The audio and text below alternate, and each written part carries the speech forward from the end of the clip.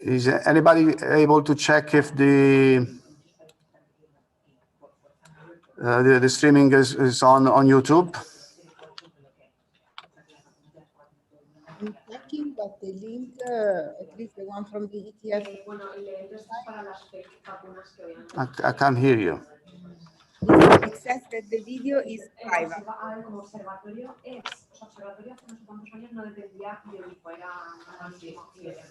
We are still hearing some background noise from another station somehow.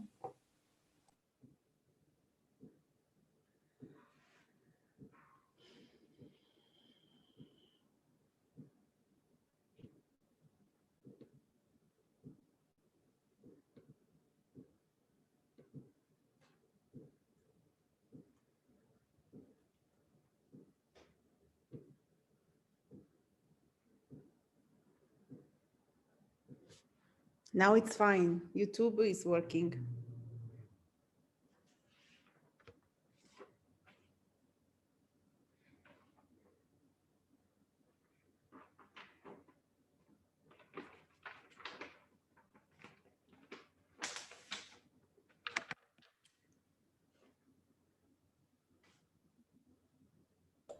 Okay, I'm accepting the participants.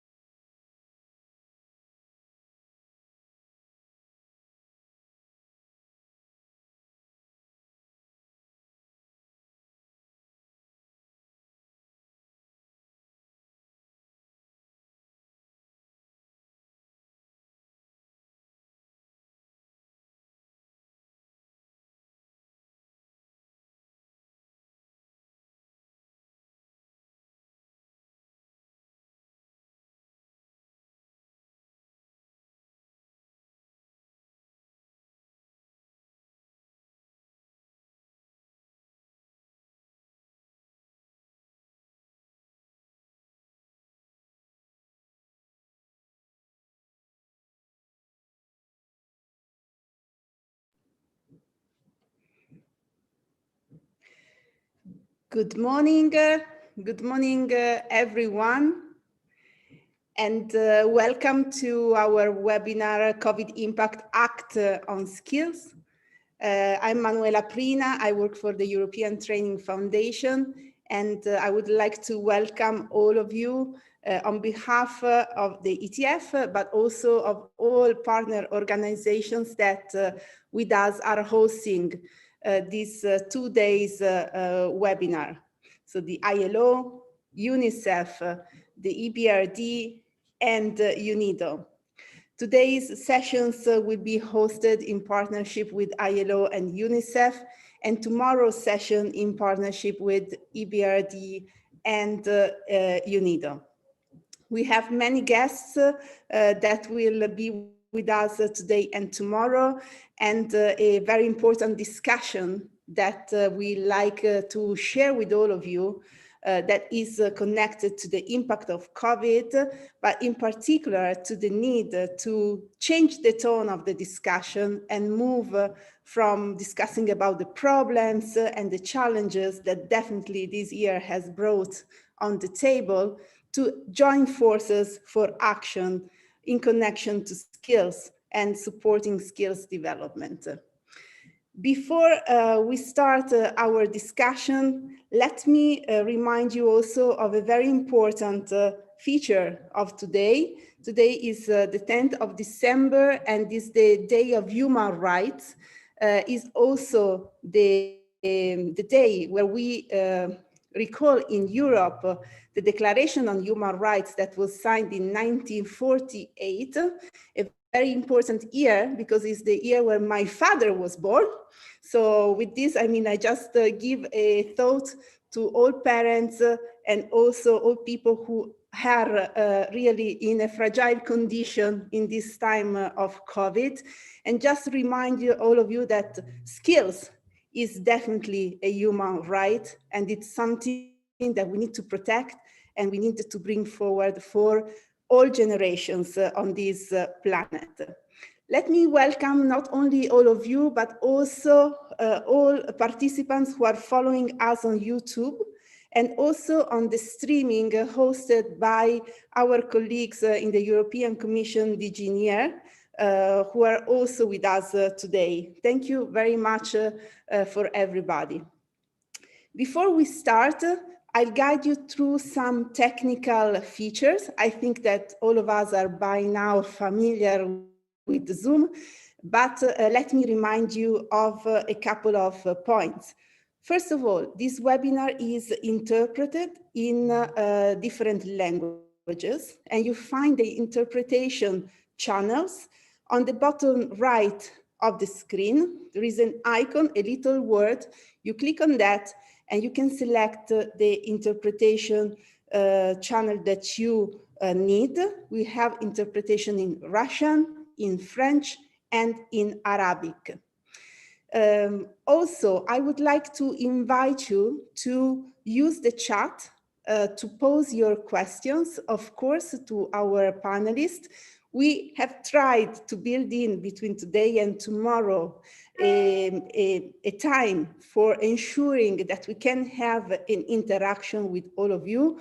We are many online, and we are actually here from really literally all over the world, and this is really incredibly precious. So I invite you really to be proactive and ask your questions in the chat so we can build this interaction as we go forward with the meeting.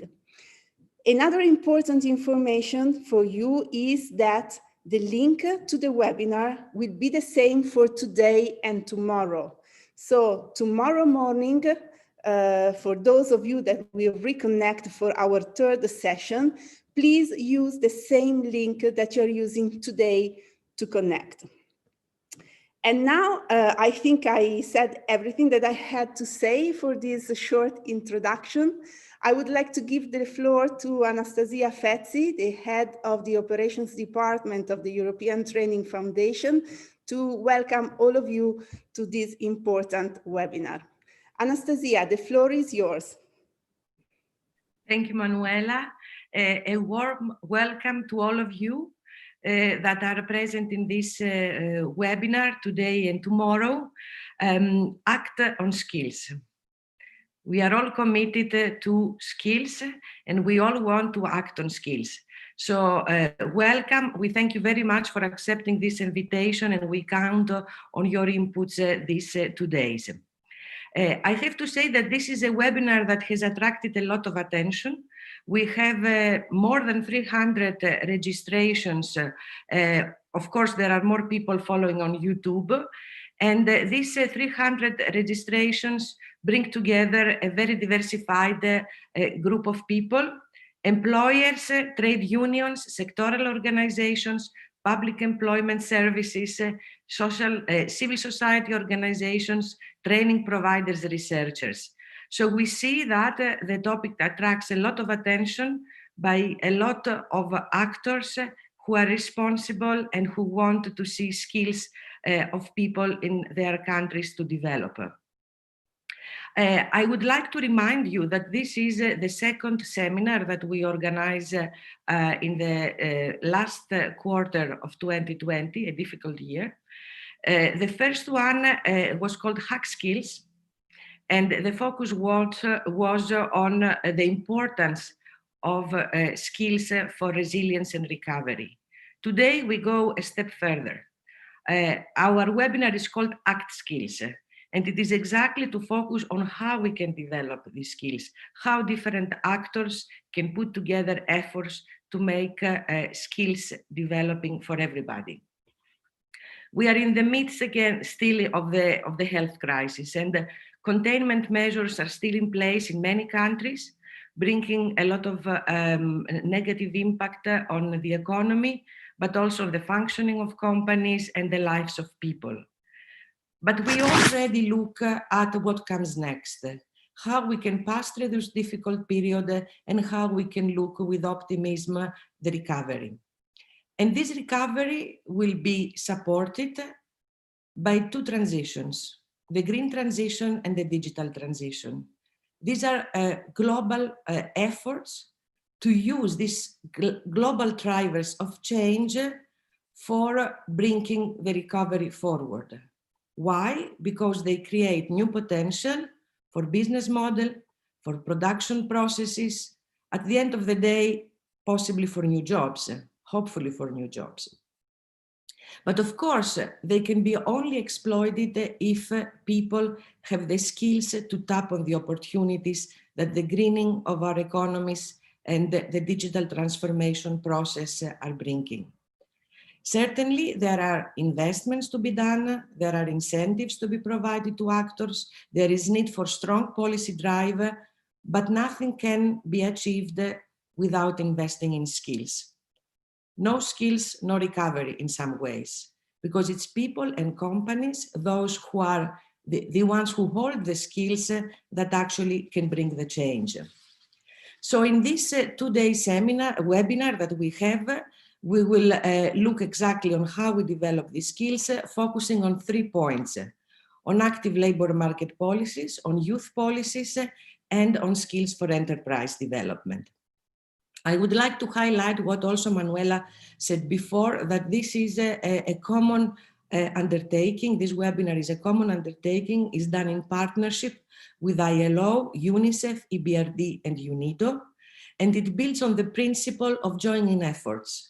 Joining efforts to collect evidence, to analyze evidence, to make sense of evidence on what this change means for all of us and for skills in particular, but it is also building on the principle of commitment.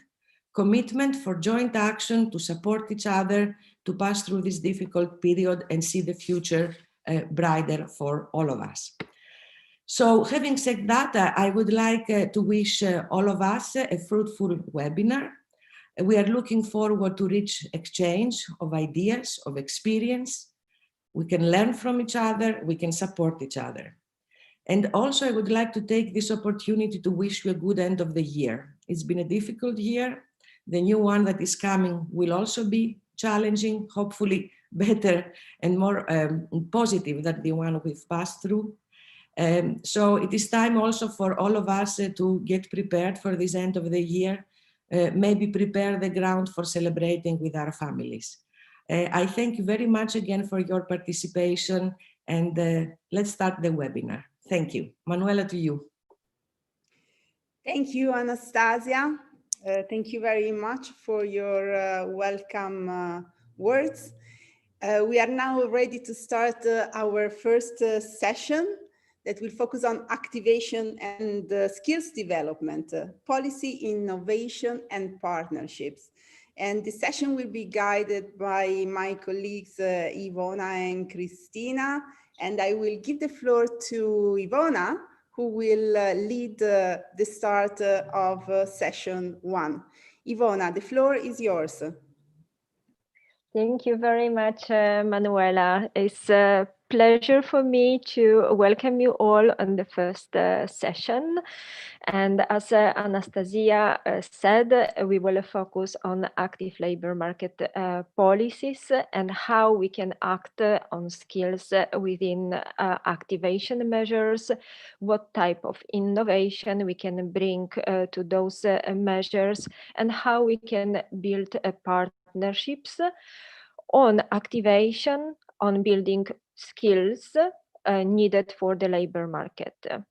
I'm really very well accompanied today together with my colleague Christina, but we will have 3 excellent speakers who will guide us on how we can really act right now, what has been done already, what type of innovations are in terms of activation and providing the right skills for the recovery. As has been said, skills are really essential for the recovery, and without skills, right skills, it will be really difficult to move forward.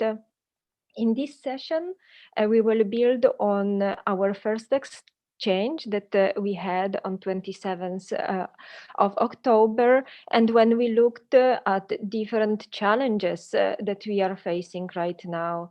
In this session, we would like to look at what can be done, what has been done, and how we can act to move forward.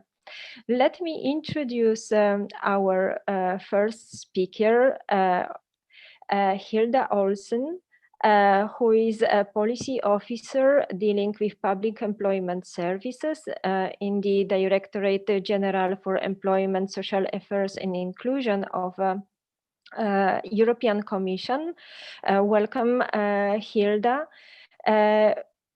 In your intervention, we would be very interested to learn on how active labor market policies has been adapted throughout the last year in this difficult period that we had been facing and we are still facing, how we can move from really quick and fast adjustments of policies towards more long-standing actions and acts towards recovery. Just a quick reminder to all participants, please post your comments on the chat.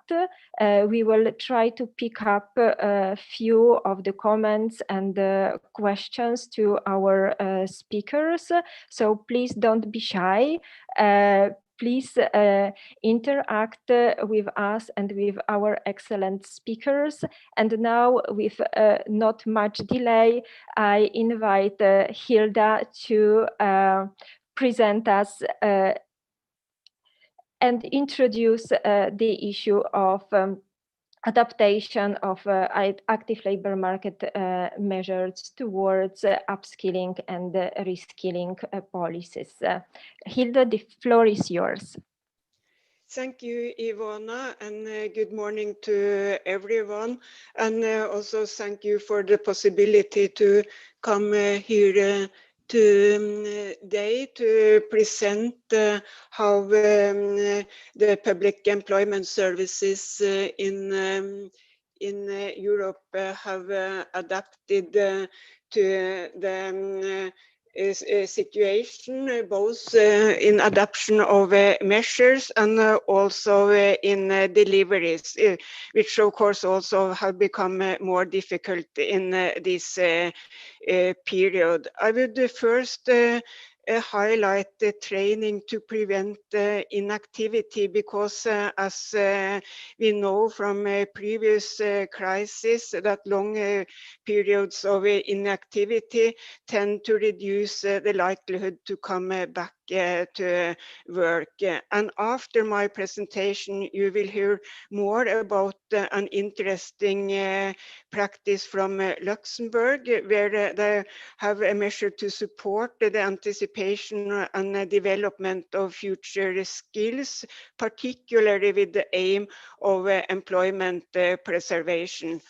We also know that short-term work is now helping a lot of people to avoid unemployment, but we also know from a lot of previous evidence that people on short-term work have a low likelihood to participate in training. So we also see many countries that now have changed or also introduced new measures to encourage a combination of training and short-term work, or combination of training and receipt of unemployment benefit.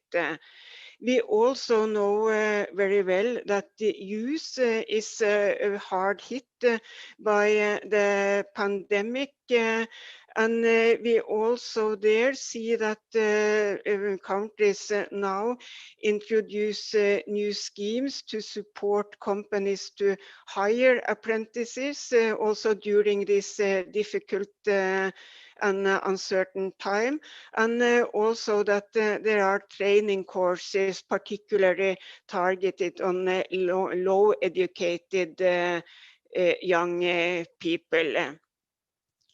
My next point is adaptation of delivery, because of course with the social distancing and limitation on the possibilities to meet physically, or maybe also on traveling, this have impacts on delivery.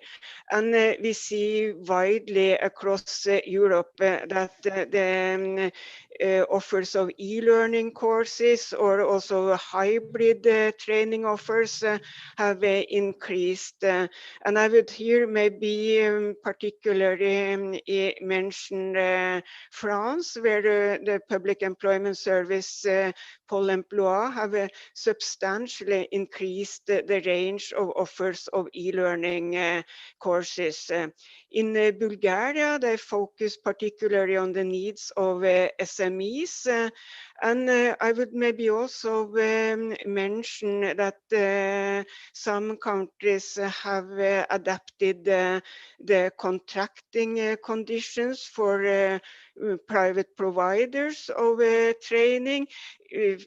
Typically that because of social distancing, you cannot have so many participants in the physical courses as was originally planned and agreed.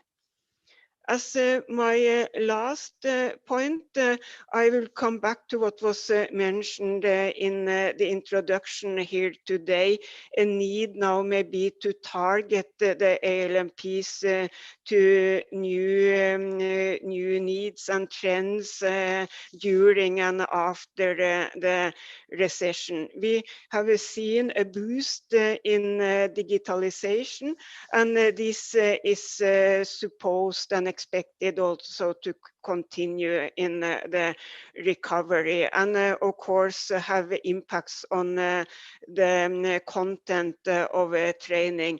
I would mention here that some public employment services they have already different sort of systems for skills governments in place, which then of course help them to do these adaptations of the content.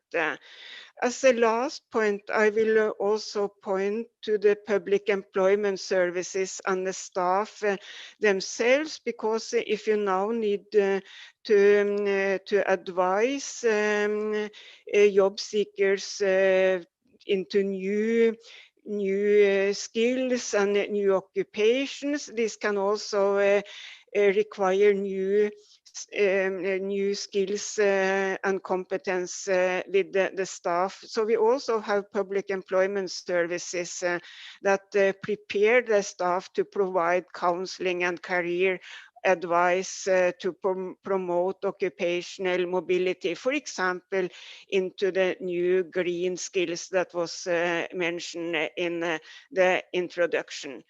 This is only a short snapshot of what is done across Europe, but here I will refer to a report we recently have published from the PES network, and which you will find in the PES Knowledge Center on the Europe website, where you will find more information about the examples I have mentioned here today, and where you also will find a broader range of examples. Thank you.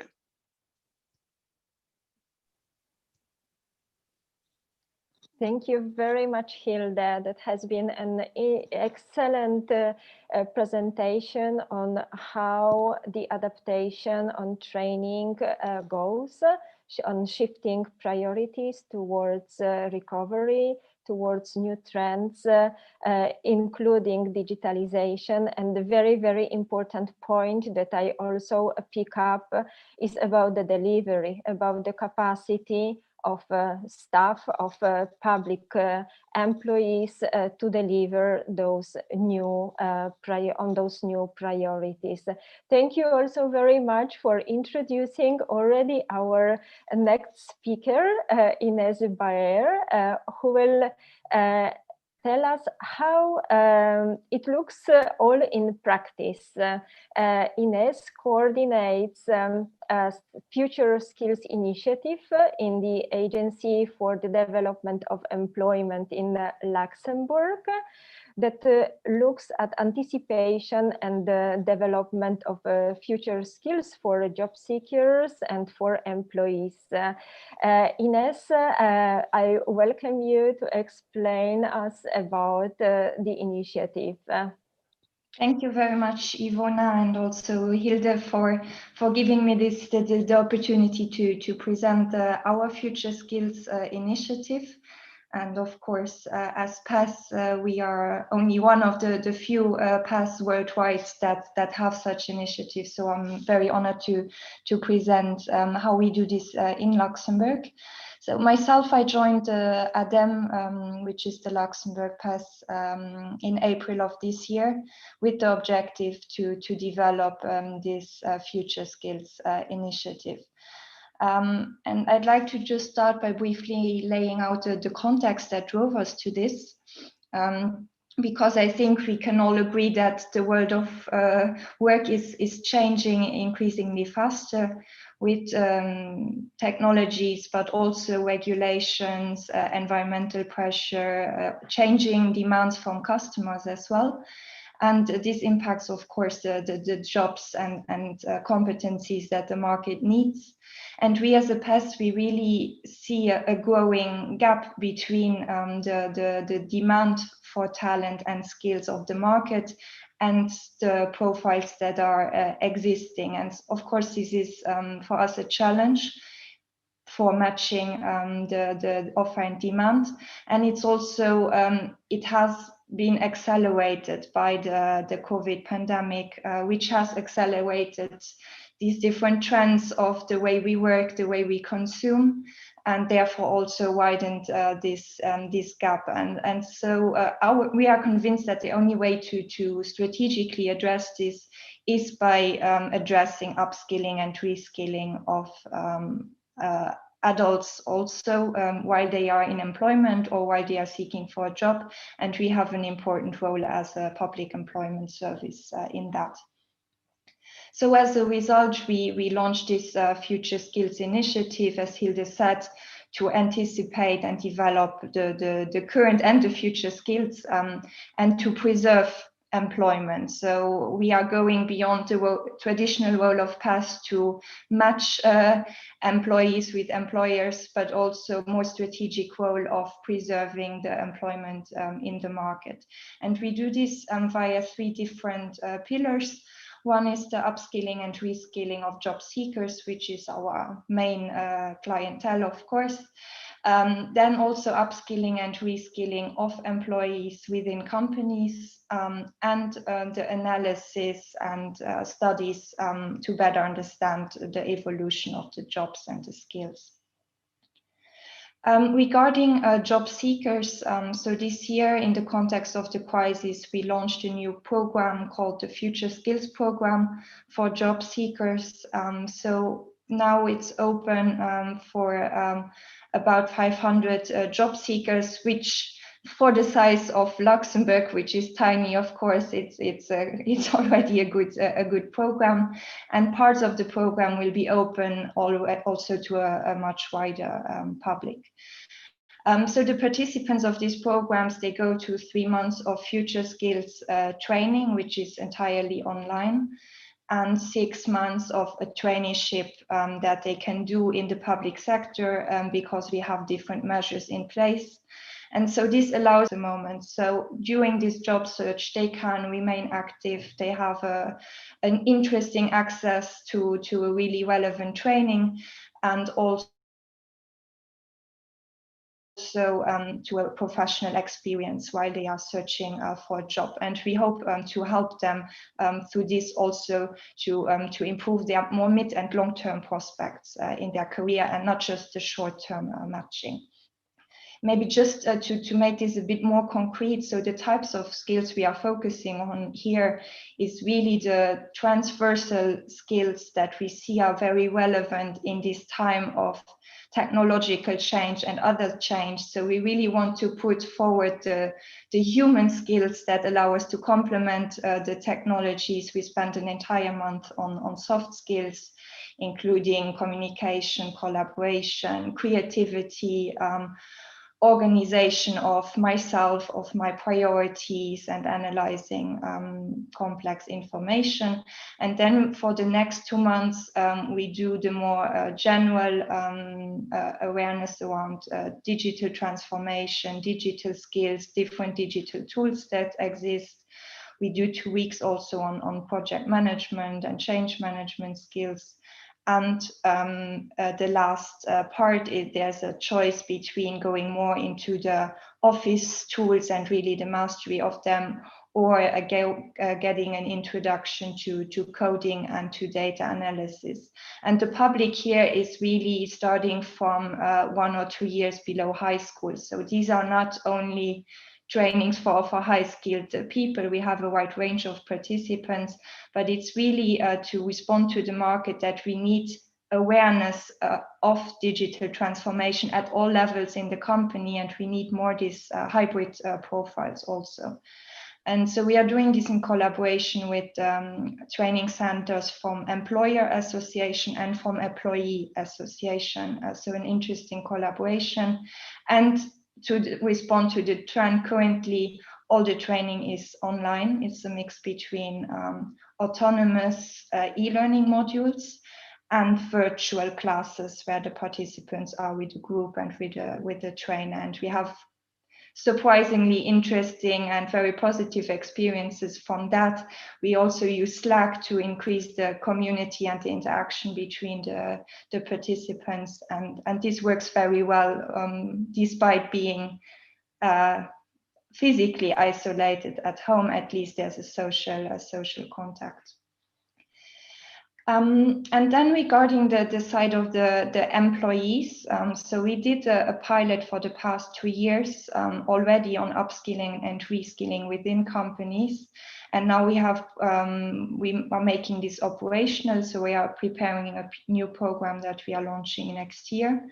That really is open to all companies that have activities that are changing as a result of digital transformation or regulations or the COVID pandemic, for example, and that see an impact on their workforce and on the skills that they require. And so we want to encourage them to address this proactively, and we support them in 2 different ways.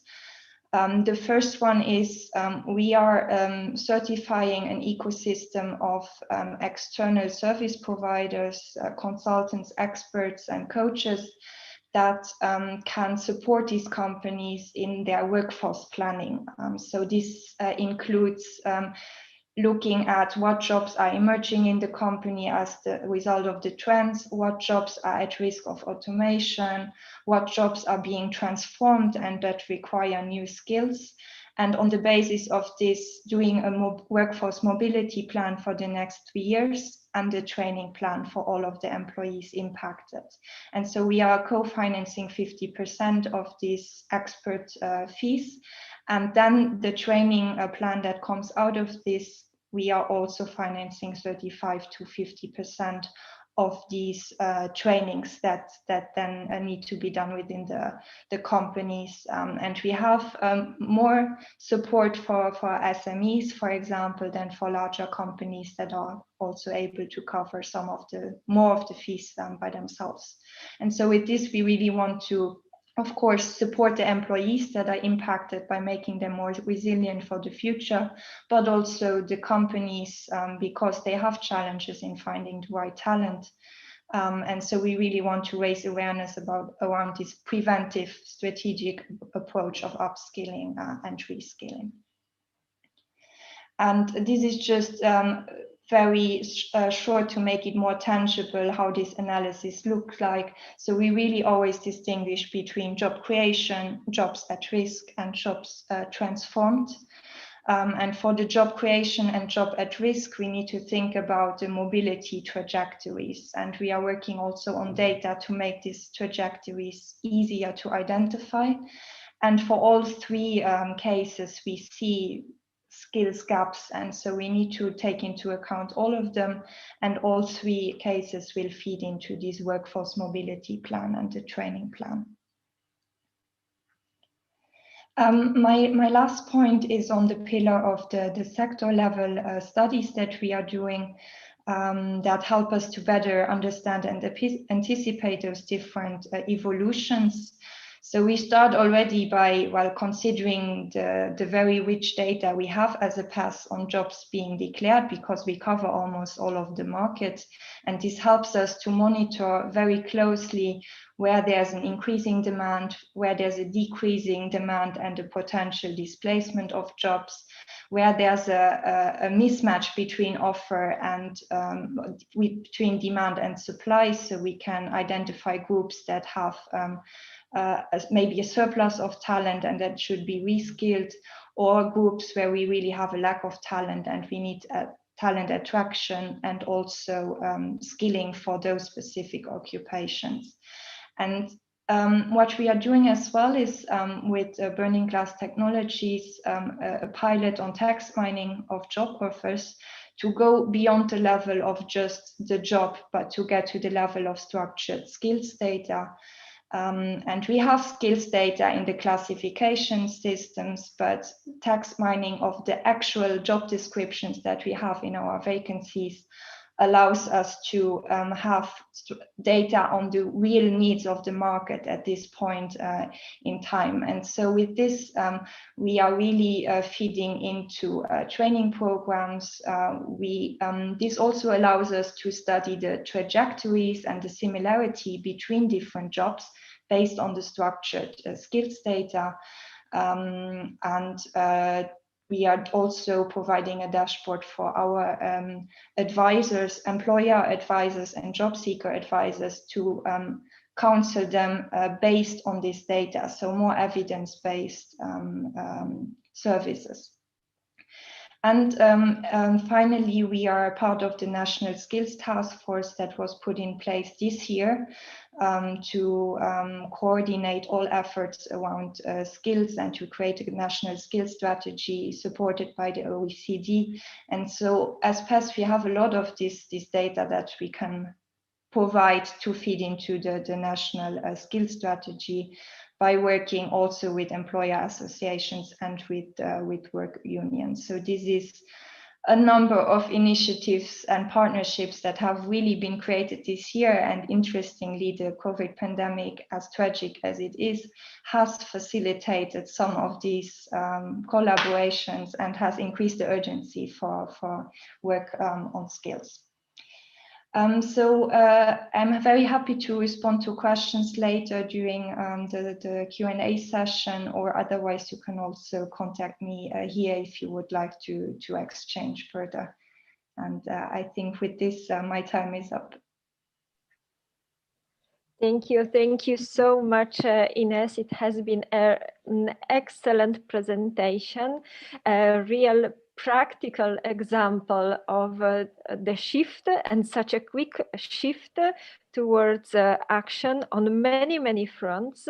I picked up really the importance that you underlined on skills development, not only for job seekers, but also for employees in the companies, even through providing external support services to companies. That links us very well to our day of tomorrow, the day 2 on the support to companies in the pandemic, but not only, shifting this forward-looking perspective towards new trends, digitalization and the greening, and excellent really example of how to turn challenges that we are facing now into opportunities that our next speaker, Zulum Avila, will also refer to. Just a quick information for all our attendees here at this session, and at the webinar, but also streaming. We will share all the presentations because there is a lot of interest on the material. So we will share all the material, all the presentations, videos on our open space and the website of ETF. So don't worry, all the material will be delivered to you. And now let me also invite Zulum, as I said, who is a specialist on employment services at the International Labour Organization. And I would invite Zulum to tell us from her perspective how we can act on skills, how we can sustain jobs, even in such a difficult context of COVID-19 pandemic. Zulum, the floor is yours. Thank you and good morning. I'm very pleased to be here today. Thank you indeed for the invitation and also for the excellent support during the organization of it on behalf of the ILO. Well, my presentation is divided basically in 3 parts. The first one is just to give you some figures on the impact of the COVID-19 on labor markets. Then I will just focus on the response by public employment services, specifically on what has changed at the global level, and also what's next. Some examples on how countries are indeed turning challenges into opportunity for sustaining jobs and skills in the recovery. I will just request from time to time the people in the technical service to help me to change my slides. So if you could go to the next one already, and then to number 3, so we can start with these figures on how the labor markets has been impacted by the crisis.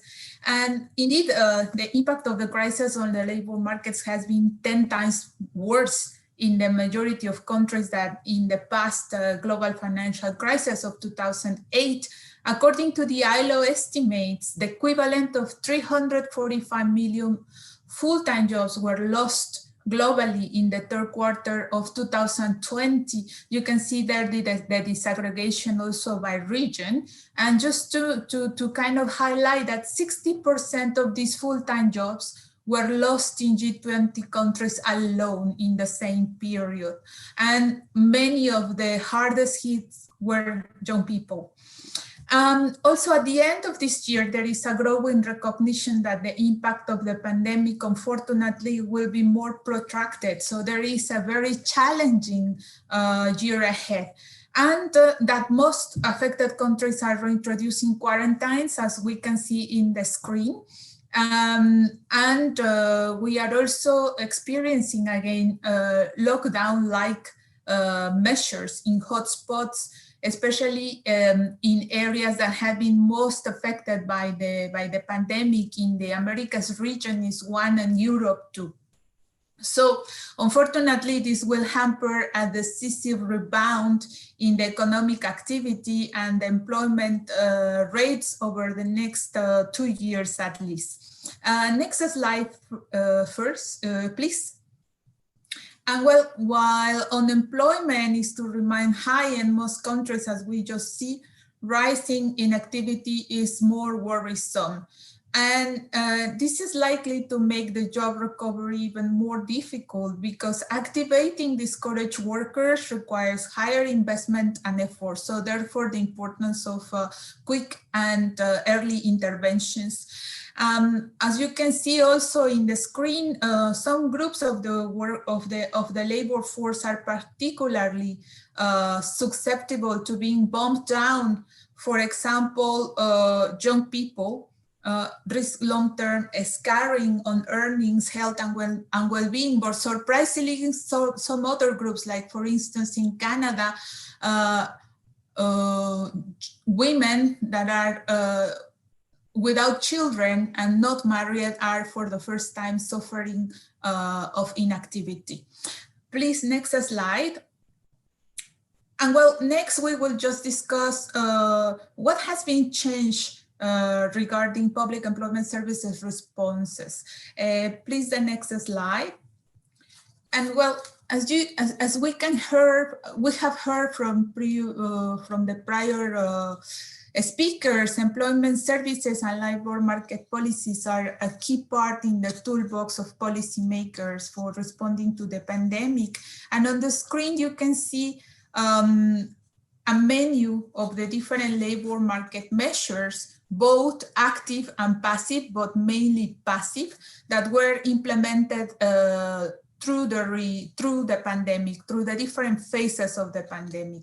You can see that initially the policy response focused on containment and stabilization of the job market. And this was made by offering immediate relief to cushion redundancies, a very important effort to preserve jobs, and facilitating employment in the sectors that were still recruiting in essential production and services. And then when lockdowns and restrictions were relaxed, and governments announced recovery strategies, the mix of policies started to change towards employment creation, incentives for workforce relocation, entrepreneurship, and self-employment. But what is really relevant for this discussion, and that you can observe in the screen, is that measures for promoting labor market attachment have been maintained throughout the different phases of the pandemic. In the next slide, we will see into more detail what has been different from past crises. First of all, is that the ultimate priority for policymakers this time is the virus containment and mitigation. Well, this was not the case in prior economic crisis. Second, as Hilde mentioned it earlier, there was a need to ensure service continuity in phase 2 increasing uncertainty. And this has required from PES creative and expeditious actions. So there are many examples in the report that the Commission prepared. The ILO also has a policy brief on that I will share after. A third important difference is that some active labor market programs cannot be massively implemented during the pandemic. For example, public employment programs, on-the-job training and internships, and these were representing a buffer in prior crises. Still, some other jobs, some other measures such as job preservation and unemployment insurance became wider in scope and also require massive investment. A fourth factor is that, or change, is the delivery methods that were used by public employment services. We have heard also that there is a more intense use of technology to ensure remote delivery, but still many PES maintain face-to-face provision to ensure that people with low digital skills or limited access to phone services and internet still could be served. And then finally, there is a higher risk of budget cuts to finance active labor market programs as a result of fiscal consolidation. So this needs a specific and particular attention from policymakers. In the next slide, we can see that indeed a clear priority objective of policymakers today is to reduce the risk of more job losses and inactivity during the pandemic. But the challenge is now double because technology is also transforming the world of work. And according to the Global Forum, 50% of employees will need reskilling in the next 5 years. So the challenge is indeed huge. In the next slide, please. I just would like to mention that here in the ILO, we believe that the global economy needs investment in a human-centered recovery through sustaining skills and jobs. And then that will mean that probably the accent now will have to be placed in promoting indeed labor market attachment programs and providing employability-oriented support. And we have heard quite a lot already on how Luxembourg is kind of reacting to this. In the next slide, we are entering now in the part of my presentation where I would like to tell you how some countries are turning these challenges in opportunities. So how they are preparing to what is next. So please, let's move to the next slide. And the first, let's say,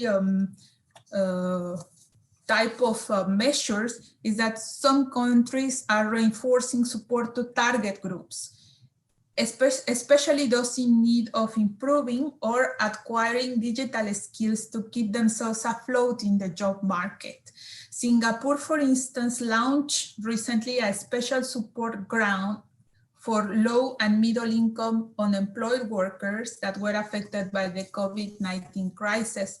However, this grant is linked to job searching support and also training that is provided free of cost by the national training provider Workforce Singapore that is delivering all this support through a virtual classroom and e-learning. Singapore is a country where digitalization is well advanced, so this is possible even for low and middle skilled workers. In Australia, for instance, the approach is different. They are allocating additional funding specifically for job seekers age 45 and more to increase access to training through job support again and to improve digital literacy.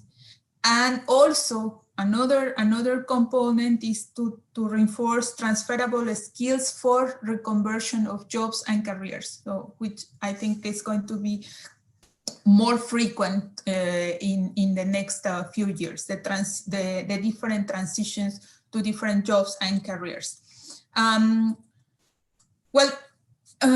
Finally, here I would like just to highlight that targeted labor market interventions, broad and improving the access to public employment services are indeed critical to maintain employability, and especially job readiness of the groups that are experiencing vulnerability and instability in the labor market.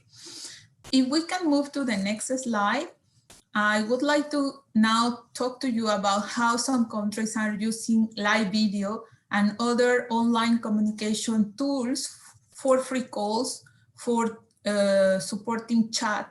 And they have been, all these tools have been proving good and a low-cost way to provide information and advice to clients, including to target groups, especially remotely, given the restrictions for the movement of persons during the pandemic. India and Uruguay, for instance, have encouraged the registration of job seekers and employers online and through their job portals. This is not very new. A lot of countries have been doing that before the pandemic. What is new is that they are providing also access to training and job fairs online. For instance, India very recently in the month of October celebrate together with the National Career Center and the Center of Excellence for Career Counseling, and also one of the most important universities in India, Gautam Buddha, are taking multiple initiatives for enhancing the employability of young job seekers. And they have this first virtual mega internship and placement job fair for facilitating access to new and emerging jobs, especially in the tech sector, which is really one of the main sectors creating jobs right now. So this highlights the importance of early interventions and proactive career guidance to support the transition of workers from into the jobs that are being created, but also to adapt to the transformation of jobs and the jobs that are available. So this part of the information, or this piece, is very, very important, as the participant from Luxembourg mentioned, but also what is critical is to remove the practical barriers to entry-level jobs, especially for young people. These were really hardly hit during the pandemic. So the importance here is to promote a more integrated delivery of services. If we could move, please, to the next slide. Now I would like to kind of just mention the importance of digital technologies, because when they are in place, they really facilitate access to free skills training, online learning tools and resources, while physical distancing protocols are in place. This is an example from the Republic of South Korea. They launched in November 2019 the Smart Training and Education Platform. This is a learning management system that offers job seekers access to an open source content and is relevant to many different sectors and industries. And during the peaks of the pandemic, a virtual classroom was introduced to allow regular training courses to continue. So this platform is called STEP and is being further enhanced to allow training providers offering fee-paying courses to cover a wider range of subjects and delivery modalities. So they are really moving into the digital delivery of training and skills development. And while some countries like Korea had already developed and installed capacity to quickly adapt and expand access to online skills training and learning resources during the pandemic, others have seen the importance of mobilizing human and financial capacity to develop this type of tools during the pandemic. So we have seen a really quick increase and pickup of this of demand from public employment services, especially in developing countries. If we move, please, to the next slide. I just want to share with you a little bit more on distance and digital learning. The ILO has been launching 2 online surveys, one for Tibet providers, policymakers, and social partners, and how they are addressing the pandemic. So one of the main findings from this survey is that at least 76% of the respondents participating in this survey have shifted already from face-to-face to distance learning modalities, partially or fully. And as you can see, there is a wide use of teleconferencing, online tools, and some countries that did not have this installed capacity associated with big providers such as Google to be able to quickly have these type of technologies ready. There is another global survey on the impact of the COVID-19 crisis on staff development and training, including this time on apprenticeships and internships, traineeships also. And this is a joint effort implemented by 10 international agencies, including CEDEFOP, ETF, the European Commission, ILO, OECD.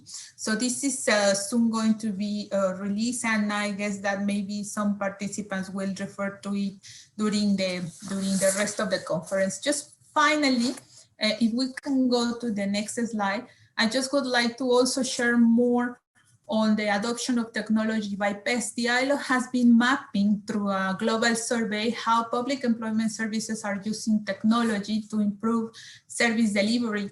We reached 75 public employment services throughout the world, and they all tell us that they are using online services, at least for the registration of clients and to allow people to apply to jobs and to also access some other type of resources. And already 1/3 of the respondents tell us that they are using artificial intelligence-driven solutions. So I invite you to go into the link and explore more about how PES are adopting technology. And the report of this survey is going to be available in January. And finally, I'm just going to leave you a few more links to some relevant resources. I'm sure that you will get a copy. All the links are active, so I invite you to explore further. And I will be very happy to address your questions. Thank you so much for your attention.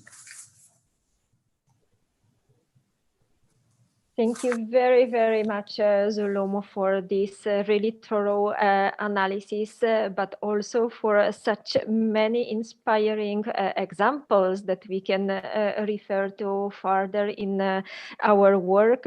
What I pick up really, it's well, your statement about the need of human-centered recovery. So let's go for it.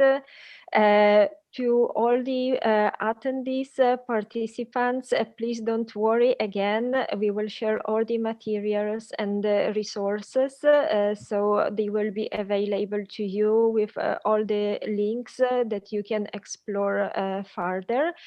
And I would like to thank all the 3 speakers, because this session has been really, really inspiring. Thank you very much, Hilde. Thank you, Ines. Thank you, Zulum. But we still have just a few minutes, and maybe we could pick up a few comments or questions, taking the opportunity that we have such 3 wonderful ladies with us. If I may ask Christina to share with us comments and maybe some questions to our ladies. Thank you. Thank you very much, and good morning or good afternoon, depending on the time zones where you are. I'm Cristina Marauzza, labor market specialist at ETF. We have two questions, two topics, very interesting topics related to upskilling and reskilling. So I would kindly invite Ines, Hilde, and Zulum to have a look also in chat, but I will read also this question. The first one comes from Khaled. Who is raising a very difficult issue for us when we work on skills needs identification. In most of the ETF partner countries or developing and transition countries, the bulk of enterprises, of companies are micro or small. So his question is, how can we determine the skills and competencies needs for the labor market, knowing that most employers are small and medium enterprises? On top of that, we have also this very changing mobile situation of labor market demand in the context of COVID, but overall all the technological transition. So this is one question, and I would like to hear your reflection. Then we have another question from our colleague Maria Rosenstock, who is covering the qualification area in ETF. And it's again linked to reskilling and upskilling and how these modalities, the training modalities, could be modernized, updated, and flexibilized. And her question is about the potential and the role of validation of non-formal and informal learning to help us delivering more skilling programs in a more timely and also reducing the cost of implementation of training programs and upskilling, reskilling programs in general. Do you see a potential? Do you see a role? What is your experience? Please address these two topics very quickly, because also we have another session after that. Ines, would you like to take and to start? Yes, happily. These are not easy questions, of course, but I think a lot of it for the two questions actually comes down to sharing data and sharing information and having interoperability between systems. Usually when employers ask us how can we better know what skills and what talent we need, we say, well, first of all, declare the job offers to us. Even if you have a potential candidate, even if you believe that PAS is not the right source to get the profile that you are looking for, it's important for us to get the information on that you have a need, a recruitment need, and what is the skills that you are looking for. And only this helps us then to afterwards do the analysis and be more proactive on the labor market needs. And I think for the question about validation of informal training and so on, it comes down to a bit of a similar issue. If we have learning management systems that talk to each other and where we can recognize that the training is being done and we have a common standard and common information, this makes it easier. It's not the whole solution, but really sharing data, having a common standard on data and interoperability between systems for me is very crucial for this. Thank you. Thank you, Ines. Would like Zulum, Hilde, would you like also to add on that? Just a few things to add, because I agree on what Ines said, that when we come to the labor market trends, I think it's more important than ever in this turbulent time to keep contact with other stakeholders, and of course, particularly those representing employers, to be sure that we catch the trends, because even if you have very sophisticated labor market information systems, can be that they are too much backward looking.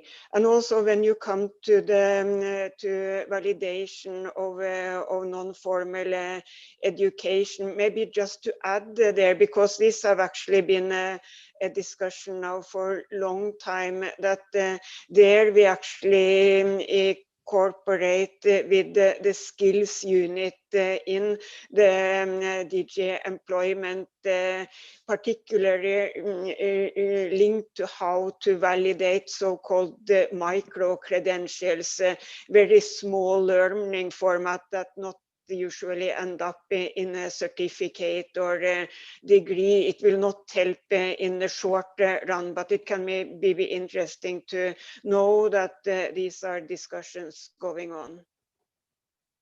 Thank you. Thank you, Hilde.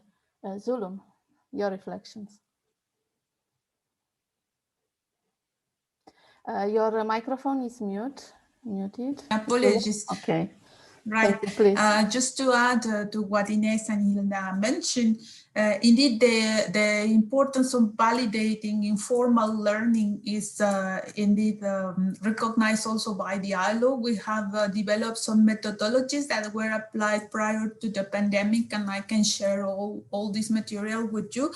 Just to say that there, one important layer is indeed the soft skills and the transferable skills. And this is crucial to identify that, especially to help people with low skills to identify them. They sometimes don't know that they already possess them or that they can enhance them. And I think this is an important role for public employment services.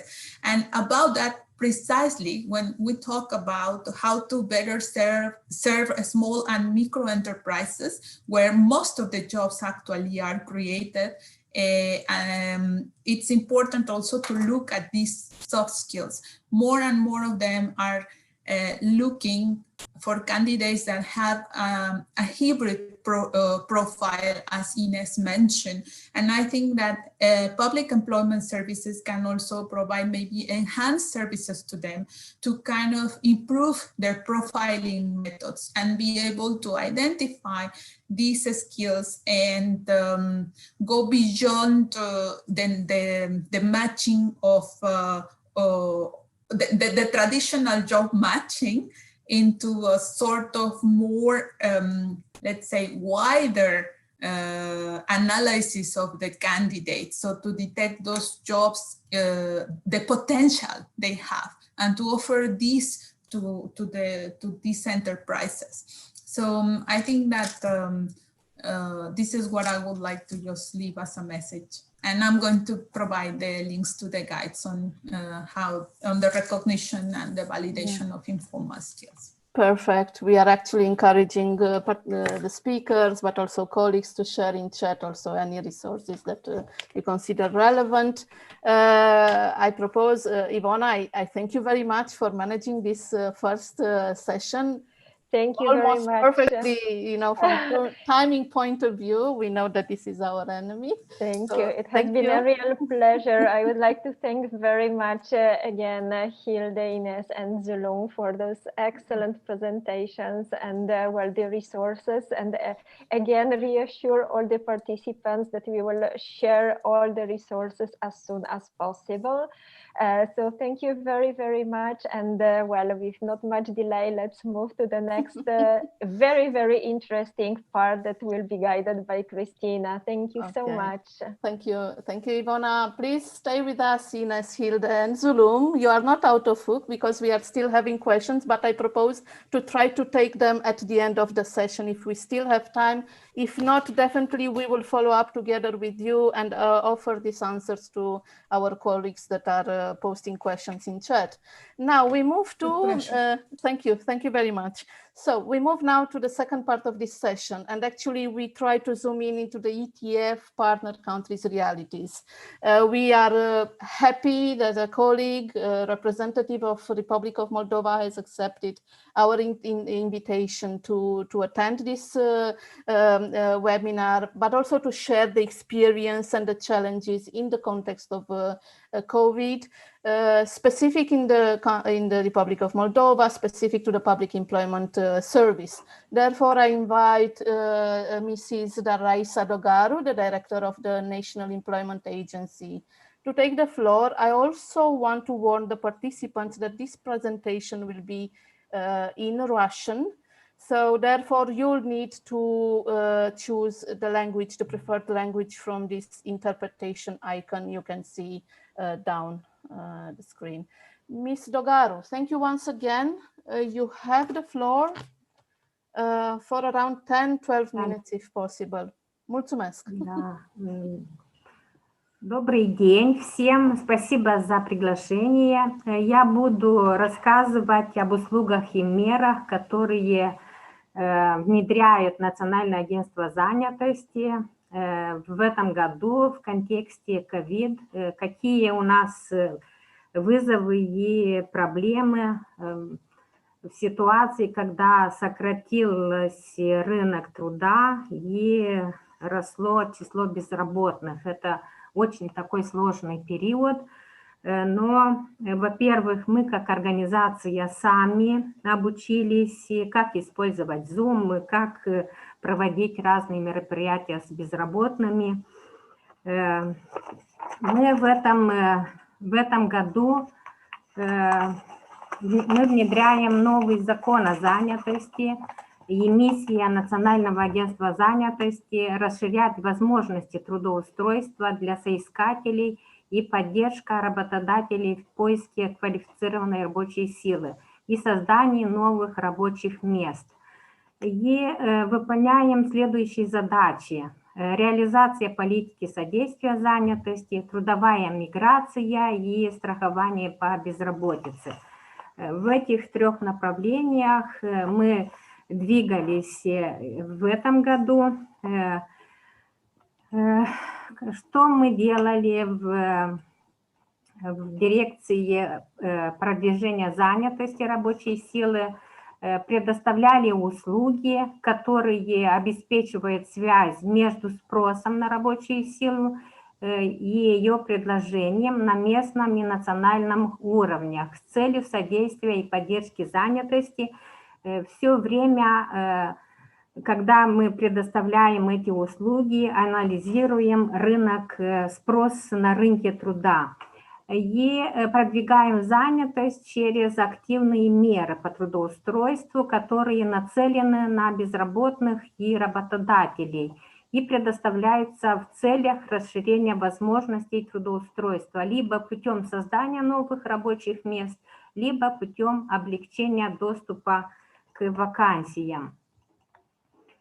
В услуге занятости населения мы имеем в виду это информирование о рынке труда, о спросе и предложении на рабочую силу, о предоставленной услуге и принятые меры Национальным агентством занятости, об условиях доступа к услугам и мерам, о квалификации и способности лиц, зарегистрированных в Национальное агентство занятости, о вакансиях, зарегистрированных в Национальном агентстве занятости и условия их заполнения, о методах поисках работы, о ситуации и профессиональной тенденции на рынке труда. Это мы делаем посредством разных каналов общения. Это сайт, это портал вакансий, это платформа профессиональной ориентации. И, конечно, добавилось и через Zoom. Профориентация – это следующая услуга, которую мы внедряем. Во-первых, это информация о профессиях и особенностях рынка труда.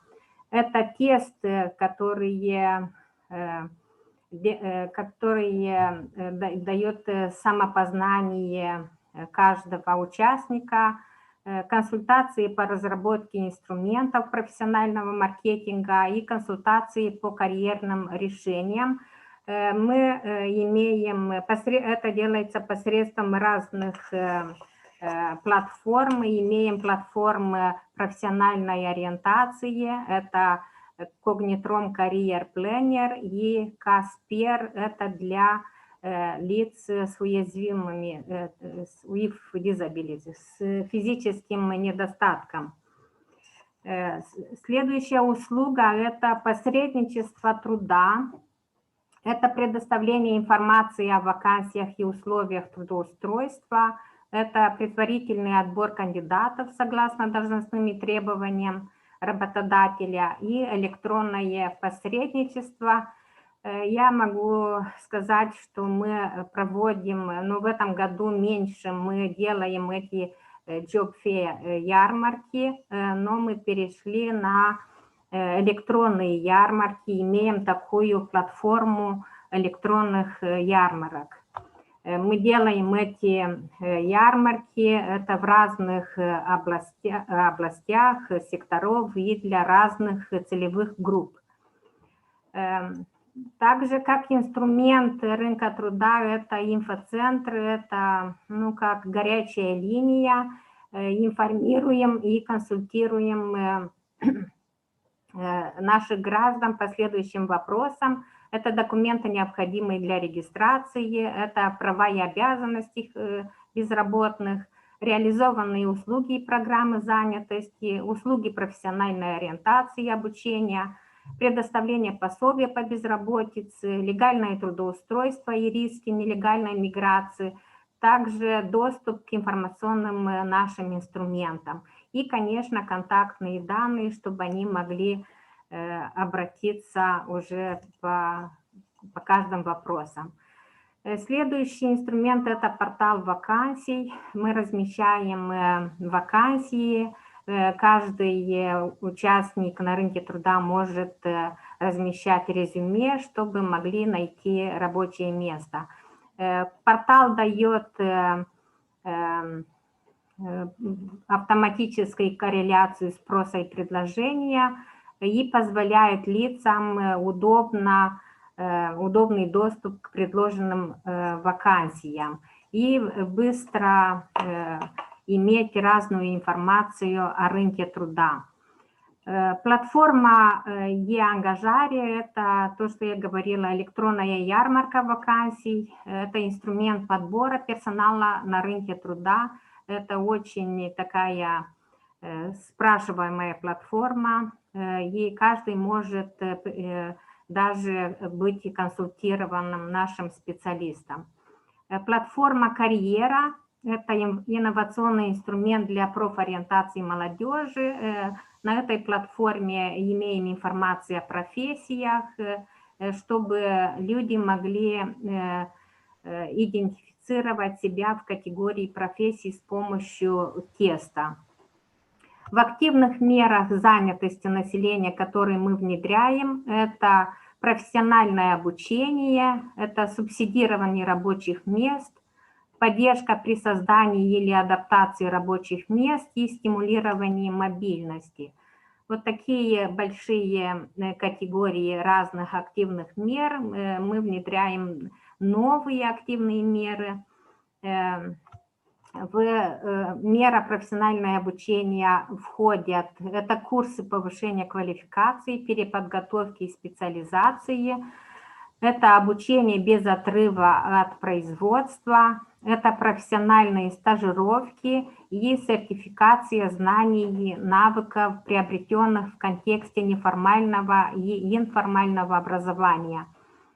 В активную меру субсидирования рабочих мест это мы субсидируем работодателей, которые нанимают безработных и нуждающихся в поддержке на рынке труда. Это люди с ограниченными возможностями, это люди, которые 50 и более лет, освобожденные из мест заключения, жертвы трафика людей, люди, которые борются с употреблением наркотиков, жертвы домашнего насилия. В активную меру поддержка при создании и адаптации рабочих мест – это тоже такая мера, при которой мы субсидируем создание или адаптацию рабочих мест для людей с ограниченными возможностями. И мы тут имеем две меры. Это поддержка при открытии бизнеса и поддержка местных инициативных проектов. Последние меры, мы их пилотируем с помощью Международной организации труда. Стимулирование мобильности рабочей силы – это другая активная мера. Это опять дается единовременное пособие безработным, который работает в другом населенном пункте на расстоянии более 20 километров или меняет свое место проживания. В этом периоде, сложном периоде, мы оказывали пособие по безработице двум категориям: лицам, застрахованным от риска безработицы, и незастрахованным в этом периоде чрезвычайного положения на рынке труда. Конечно, застрахованные – это на основании закона 105. Они должны иметь застрахованный стаж, и размер пособия составляет 40-50% от среднемесячного дохода. А незастрахованные лица, размер пособия 2775 лей. Это единый размер. Хочу рассказать о партнерстве на рынке труда, которое очень важно в этом периоде, и не только. Местные партнерства по трудоустройству. У нас был создан первый ЛЕП в Кабуле, это на юге страны, и было основано на подходах ЕС к децентрализованному переговорному планированию, прямому созданию рабочих мест и проблемам, с которыми сталкиваются молодые люди. Особенно те, кто оторван от рынка труда и думают, что миграция – это единственная возможность заработать. Первое местное партнерство было создано в 2018 году и закончилось в этом году в марте. Результат – это финансовый вклад в ЛЕП. Так был вклад МОТа, также и нашей организации, или центральной организации, или местной организации. Другой результат – это обучение молодых людей. Они были обучены приобретению знаний и навыков, ремесленничества посредством взаимодействия между ремесленниками и стажерами, обмена имеющимися местными знаниями и опытом. Также прошли обучение на основе адаптированного руководства МОД для мастеров кустарного промысла, разработанного с целью развития компетенций для открытия и ведения бизнеса с акцентом на маркетинг, финансовое управление и планирование действий. Также были обучены пчеловодством. Потом 40 человек прошли обучение по бизнес-модели кооперативов.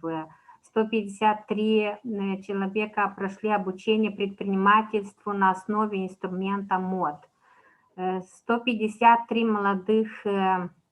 молодых прошли обучение из этой группы НИД, прошли обучение права молодых на работу. 35 человек прошли обучение по финансовому и проектному менеджменту для последовательного развертывания ЛЕП. Потом один из результатов – это рабочие места и новый бизнес. Было активизировано 882 человека из района Кагул, предоставит возможности трудоустройства 208 молодым людям и поддержав открытие и расширение 72 предприятий. Потом было создано 2 кооператива, один для предпринимателей и один из производителей. Следующий ЛЕП, который мы будем развивать, это в другие 2 района, это Кантемир и Каушана. Из партнерства на рынке труда могу сказать еще об одном проекте, это модернизация публичных услуг. Одна из составляющих в этом проекте – это оцифровка пособий по безработице. Потом могу сказать о соглашении о гранте с МОТом на реализации 2 активных мер. Это субсидирование занятости уязвимых групп, адаптация рабочих мест и людей с ограниченными возможностями. И сейчас мы имеем другое соглашение о других разных активных мер.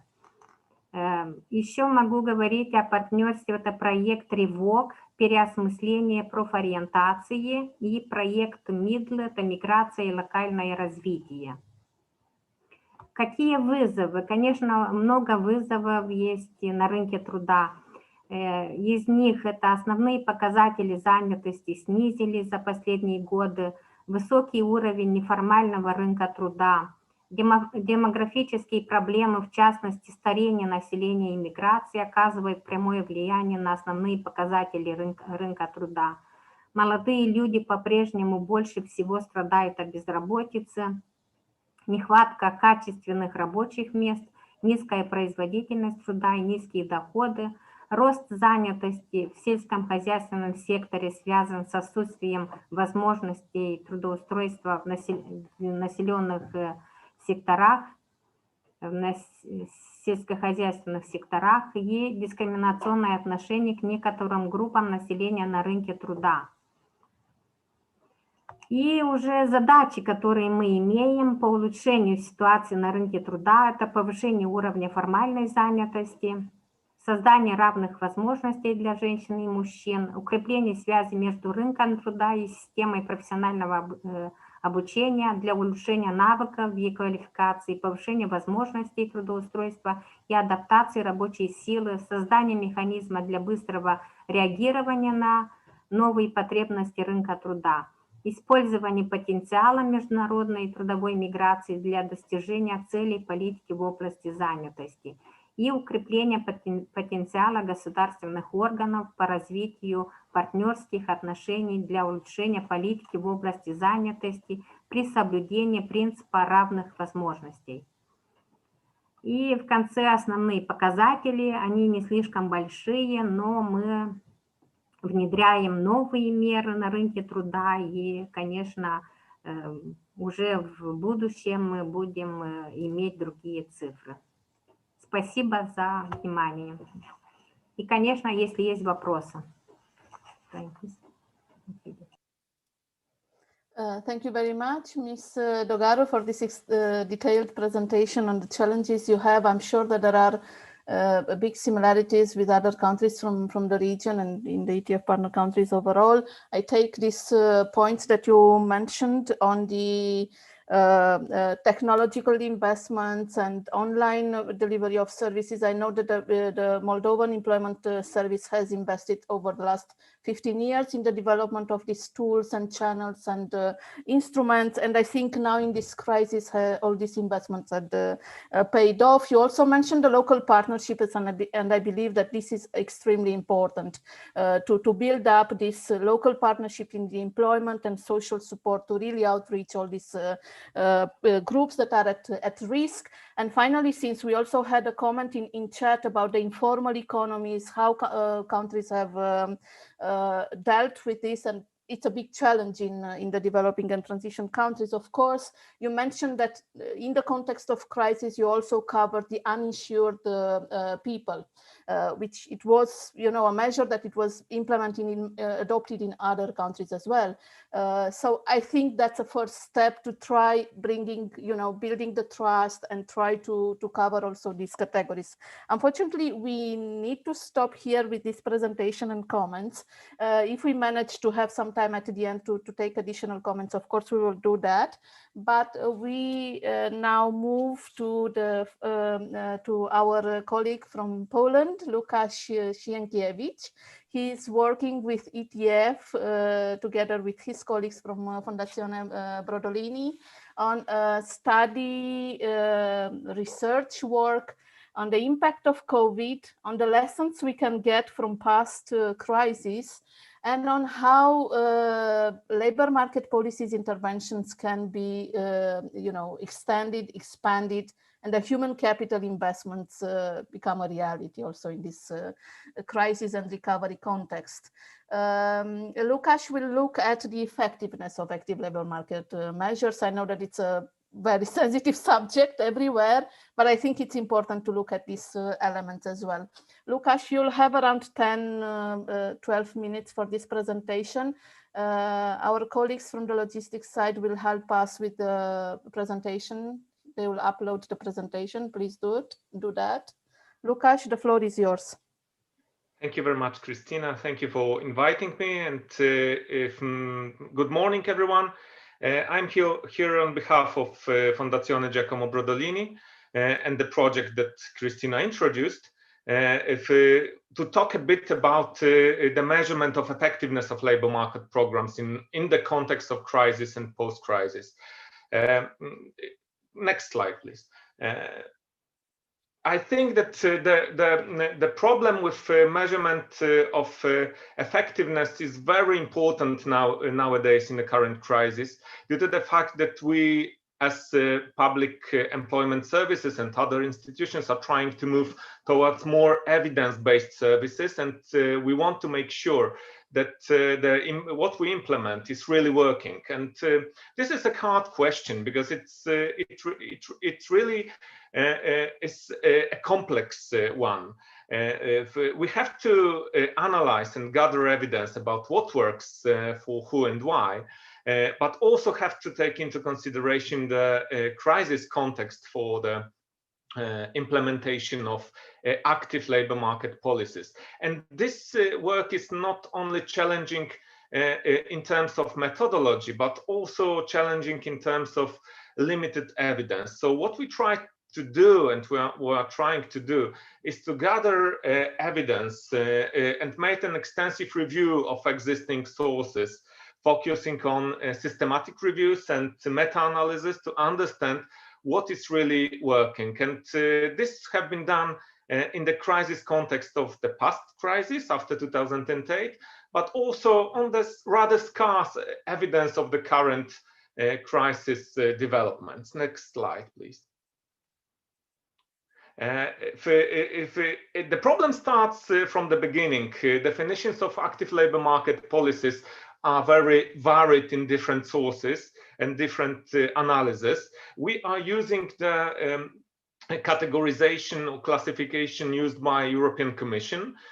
So it divides active or generally labor market policies into measures, services, and support. So we don't analyze supports, which are more like unemployment benefits, but we focus on measures, the first 5 on this list. And one which is considered a service from the European Commission perspective, which is job search assistance. Next slide. We assume that everybody understands the problem of effectiveness of ALMPs from the perspective of the achieved and desired outcomes. But in fact, when you look at the evidence, there is a high number of outcomes that can be measured, but sometimes are not that well analyzed. The majority of sources and available studies focus on employment outcomes. And I mean here the let's say hard employment outcomes, not really the employability, but rather the actual employment of the individual beneficiary from the program. If some studies, especially from the US, focus on earnings or more broadly welfare-related outcomes, but we know that that there are other outcomes that are not that much evidence, but might be really important in terms of especially developing countries, where, and in terms of the widespread crisis, because getting people into work or securing jobs might be really challenging in terms of the effects especially in the longer term effects of the active labor market policies. So, but these are the soft outcomes or spillover effects are really hard to measure, and there is very little evidence on its actual scope. Next slide, please. And there are many points in terms of analysis that we need to consider. We don't have still enough evidence of the net effects, meaning that we take into consideration all deadweight substitution on displacement effects or general use of the counterfactual. What would happen if the person did not go into the program? So this evidence exists, and it is growing in the last years in numbers, but it is not very common, especially in developing countries or ETF partner countries. And this is crucial in terms of going beyond monitoring. To develop the more extensive methods of measuring whether does the support from active labor market policies really help the individuals in terms of getting them closer to the labor market, actual employment, especially in the long term, and how they affect the working lives, and the possibility of expanding and retaining human capital and skills in the long term in that very much changing environment. So this is really challenging. We have to also understand that there are some time constraints, especially the outcomes of active labor market policies differ in the short, medium, and long term, and I will try to address that. And what we also need to know is that there is a need to combine micro and macro level, and also that some policies work better, like training, if employment incentives work better in combination with other policies, and this is really important. Next slide. And we also know that there is many facts from the review that we have prepared, that there is quite a lot of factors that influence active labor market policies effectiveness. First, the right targeting of measures, especially how you define the groups in question or vulnerable groups, and how the measures are comprehensive. So what are the combinations of measures used in terms of these groups? It is crucial for the effectiveness of active labor market policies. Also, what have already been said today, the program management and delivery in terms of coordination, cooperation, and support from other institutions very often is really vital for delivering active labor market policies. But also the contextual factors, like phase of economic cycle. We are now in the recession mode, and this affects the effectiveness of ALMPs.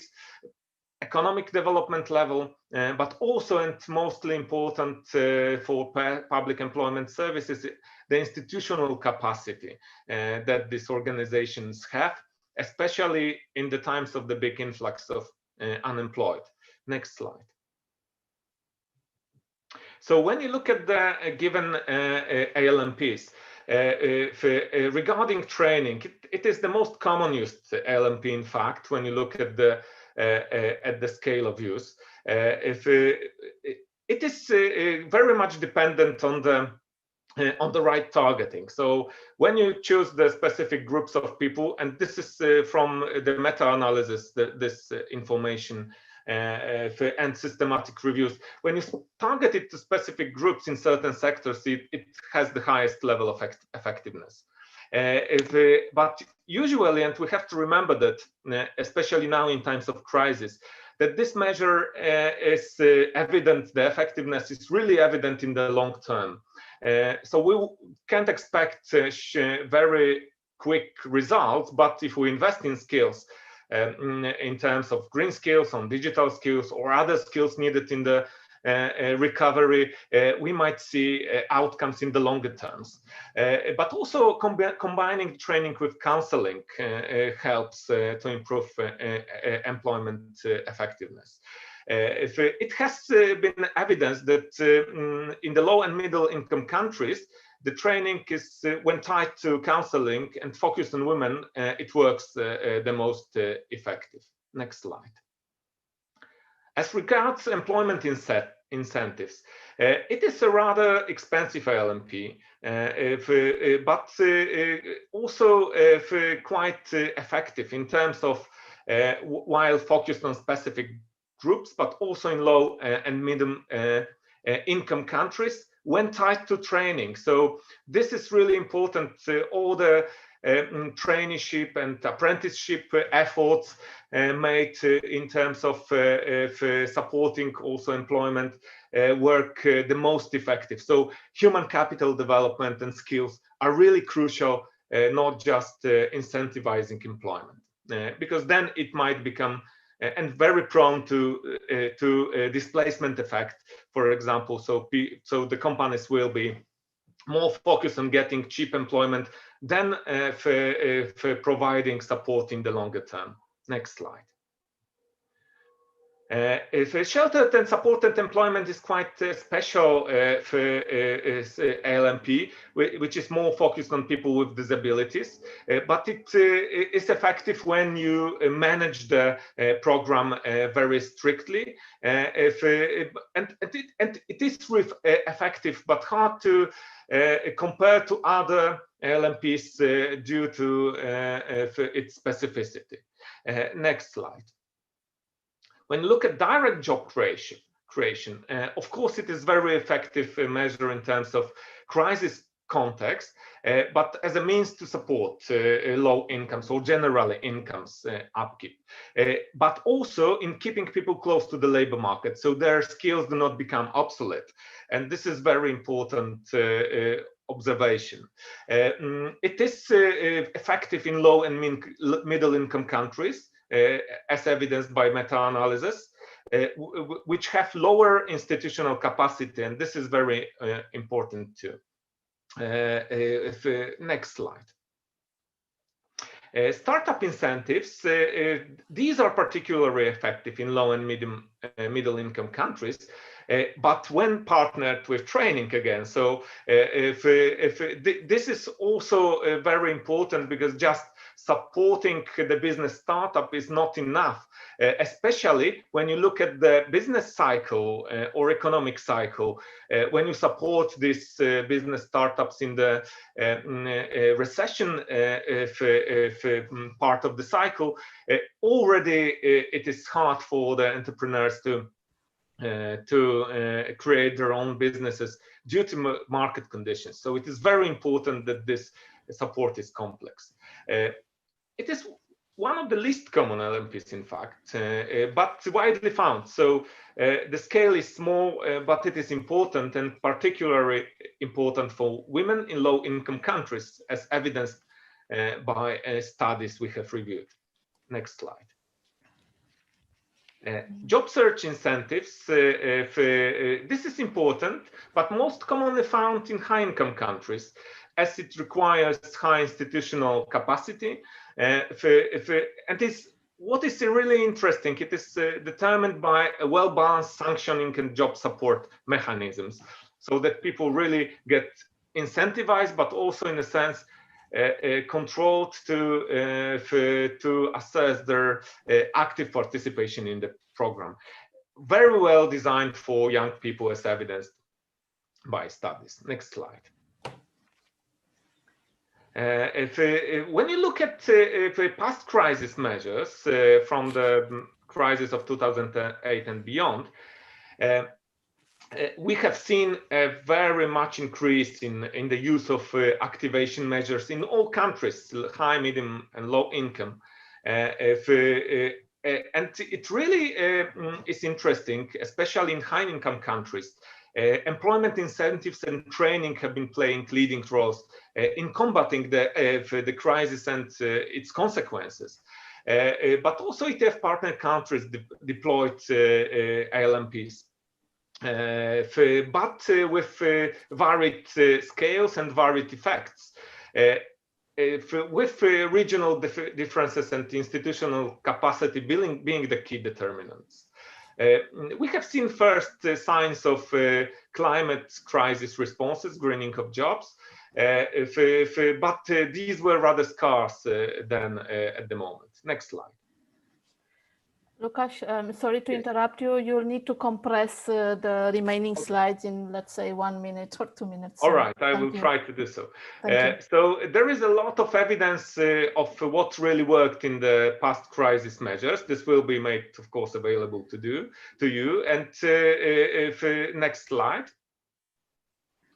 In terms of current developments, of course, we are still lacking a lot of evidence on effectiveness as there is not enough studies, but we can see that quite a lot of what has already been trialed in the last recession have been scaled up or used to a greater scale, with the income protection measures being especially used through subsidy schemes being a universal reaction.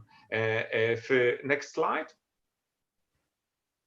And especially in terms of ETF partner countries, we can see that it is also used and have evidence in high income countries, but in ETF partner countries, majority of measures are income protection and progress slowly to more comprehensive ways of combating these challenges. Next slide. It is really not an easy task of measuring KNP's effectiveness. And we have to remember, as I said, that outcomes go beyond employment, but these are rarely measured. And we don't have really enough evidence to assess the LMP's effectiveness currently, but the review of the past crisis effectiveness shows that we can use the LMPs effectively, but have to carefully design the programs to make them most beneficial in this hard crisis times. Next slide. Thank you very much for your attention. Thank you, Lukasz, for this excellent presentation. I just want to inform the participants that actually the story doesn't stop here. The research is ongoing. You have already drafted the first iteration of this report that it's looking into the effectiveness of active labor market policies. We will have also another report looking at the innovation in both EU member state, European, in a kind of enlarged context, but also the ETF partner countries. So we will look also at the innovation and changes and adjustment and the pragmatic solutions that many public employment services have found during this crisis. We hope to have these products in March latest.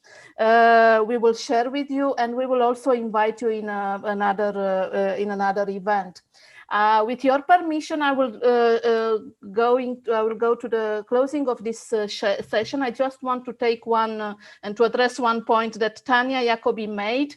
In my opinion, if you accept my personal opinion, but also based on the experience I have, the startups as active labor market measure is one of the most innovative, and it's one the resources and the programs available, including EU funded, are the most generous to invent and reinvent in this startup entrepreneurship promotion and so on. So I close here with apologies to our speakers, because we don't have sufficient time to take also additional comments and so on. I want to thank also Ivona. You'll meet her again very soon because she will manage in the session 2 another session looking at the youth case. We stop here for a quick break. We start again at 11:30. During this quick break, you can grab a coffee or a cup of tea, but you'll also have the chance to look at some of the ETF and UNICEF joint products, videos, about young people's cases, about expert opinion on young people activation, skilling in the COVID crisis context. So we meet again at 11:30 with Nina Ferencic and Ivona Ganko, and also with the directors Cesare Onestini, director of ETF, and Ms. Afshan Khan, director of UNICEF Regional Office for Europe and Central Asia. Thank you very much once again. And thank you very much, Christina. Thank you very much. And many, many thanks to our panelists and the participants for their comments. As Christina just said, it's a continuation. So we will continue this journey and sharing very interesting experience, and looking forward also to the second session after the break. Thank you. 10 minutes break, 10:30, don't forget. Thank you.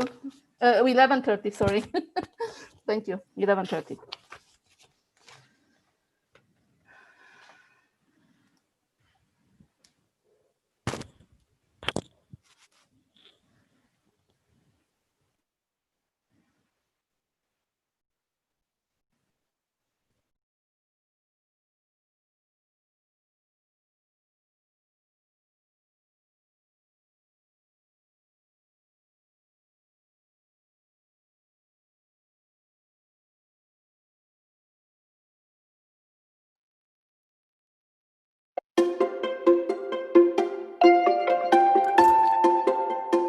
Can't hear you, maybe.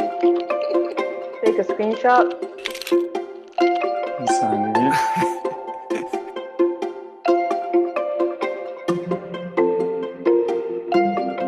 I want to get a job where I don't work for myself. I want to help people.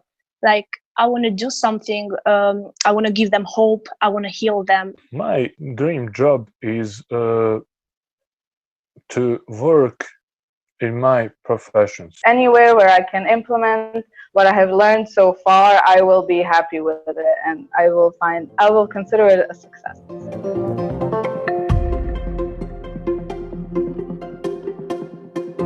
In our country, it's very difficult to find a job, and the salary is much smaller than other countries. So many young people from high school are learning other languages so they could go abroad when they finish their education. They always say you should study, you should go to college, you should get a degree, and then you will get a job. But I hear all sorts of stories and people who do get a degree and don't get a job here. To find a job for young people with disabilities in our country, I think it's a very difficult. In our society, we have a lot of prejudice and also lack support from institutions. A lot of Roma young people already have skills, but they have to be twice better than others to find the job. I have friends from every part of Serbia that they are finished their formal education. They are doctors, they are lawyers, and they don't have a job. It's rather difficult to get a job here. One must have either a lot of experience or have a connection in those areas. Dediğim gibi bir işverene nasıl gideceğimizi bilmediğimiz için iş görüşmesine gittiğimizde olumsuz cevaplar almamız.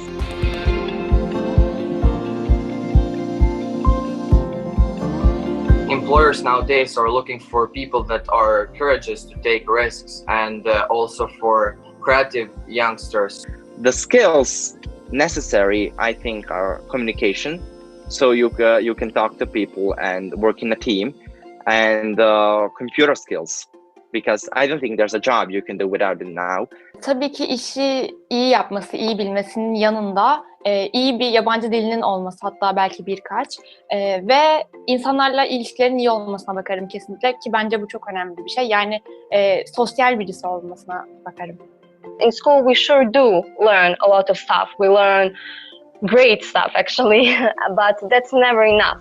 What is really important for children is something practical, something like they can see how the world works. And I think that non-formal education really gives them that side, that aspect. What's obligatory is to learn geography and history, but it's not obligatory to learn basic life skills we will most certainly need when we finish high school. The coronavirus situation is a new thing for all of us, and we learned that everything changes fast, and to be adaptable is the key. If one thing doesn't work, we have to try it another way.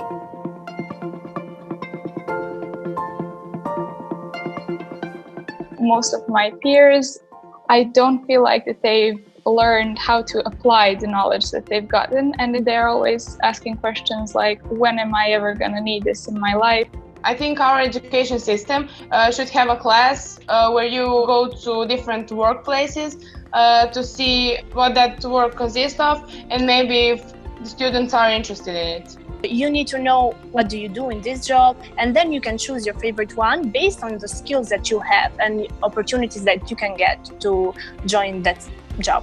If you keep in touch with the businesses or know what they do better, you also develop your skills and knowing more about the labor market. So this would help me know what is best for me and what I can do better. Students are very depressed and anxious just for the test, because if you don't do the test right, you won't get a degree, and without the degree, you won't get a job that you dreamed about. My advice to policymakers is to put less focus on grades and to stop trying to put children's knowledge in numbers, and to try to make children to think more and see the world around them as it is.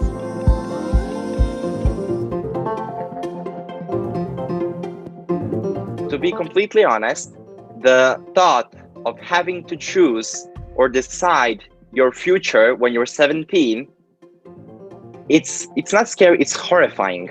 10 years from now, I'm thinking of starting up my own business, employing people of my community, and doing what's the best for my country. I hope I will have my own physiotherapy clinic.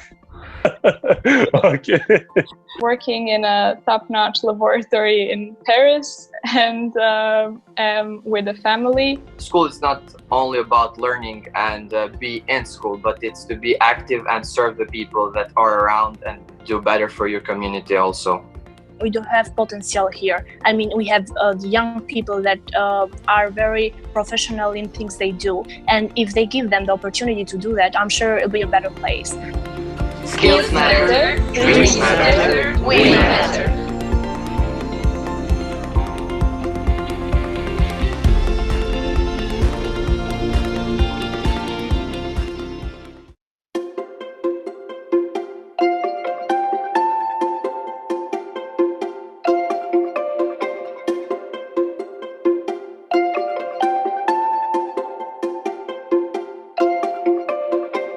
Together with our partners, we have carefully listened to young people talking about their challenges and concerns in COVID times. Young people need to invest in skills and competencies in times of crisis, but also in order to prepare for a digital and green future. I feel young people have the right to training that is relevant and that equips them with the skills that they can go into the labor market, that can find employment, and not only employment, but also decent employment, decent work. We still have, of course, these general challenges of educational system that is not producing really the good and quality skills and skillful young people to be really competitive on the labor market. We are living in times where the world of work is rapidly changing. The technology is changing, the production lines is changing. So while this is happening at one side, our education system can't stay the same. It has to be able to adopt these technological advancements. In order to overcome the skills mismatch problem in the labor markets, the policymakers should be aware of the fact that we need to educate our young generations on transferable skills that they can use in the future.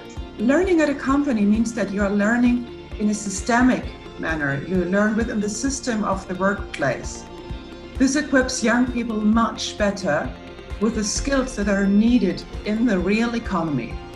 It also furthers a relationship between a young person and an entrepreneur. employment of youth is challenging, but it is definitely more challenging for vulnerable young people, such as the refugees. So we should acknowledge the fact that they need additional support. We learned that the cross-sectoral cooperation between the civil society, private sector, and the public sector is the key precondition for bringing an added value. The key missing link for that is the trust. If you ask young people in the Western Balkan region, they would tell you that they also feel quite disconnected with the institutions. They would tell you that they are not happy with the level of democracy in their countries. They are not happy with the level of the rule of law and media freedom. One of the big problems is that young people are not feeling heard. They are not feeling consulted in decision-making processes.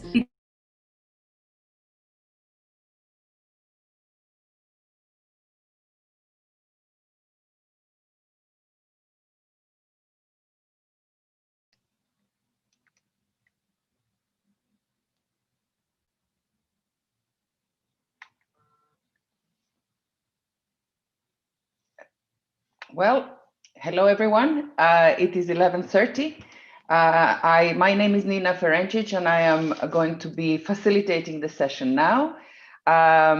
This session is a special session that looks at the specific issues of young people. If you were with us watching the videos, I think it was an excellent introduction to all the challenges that we are seeing.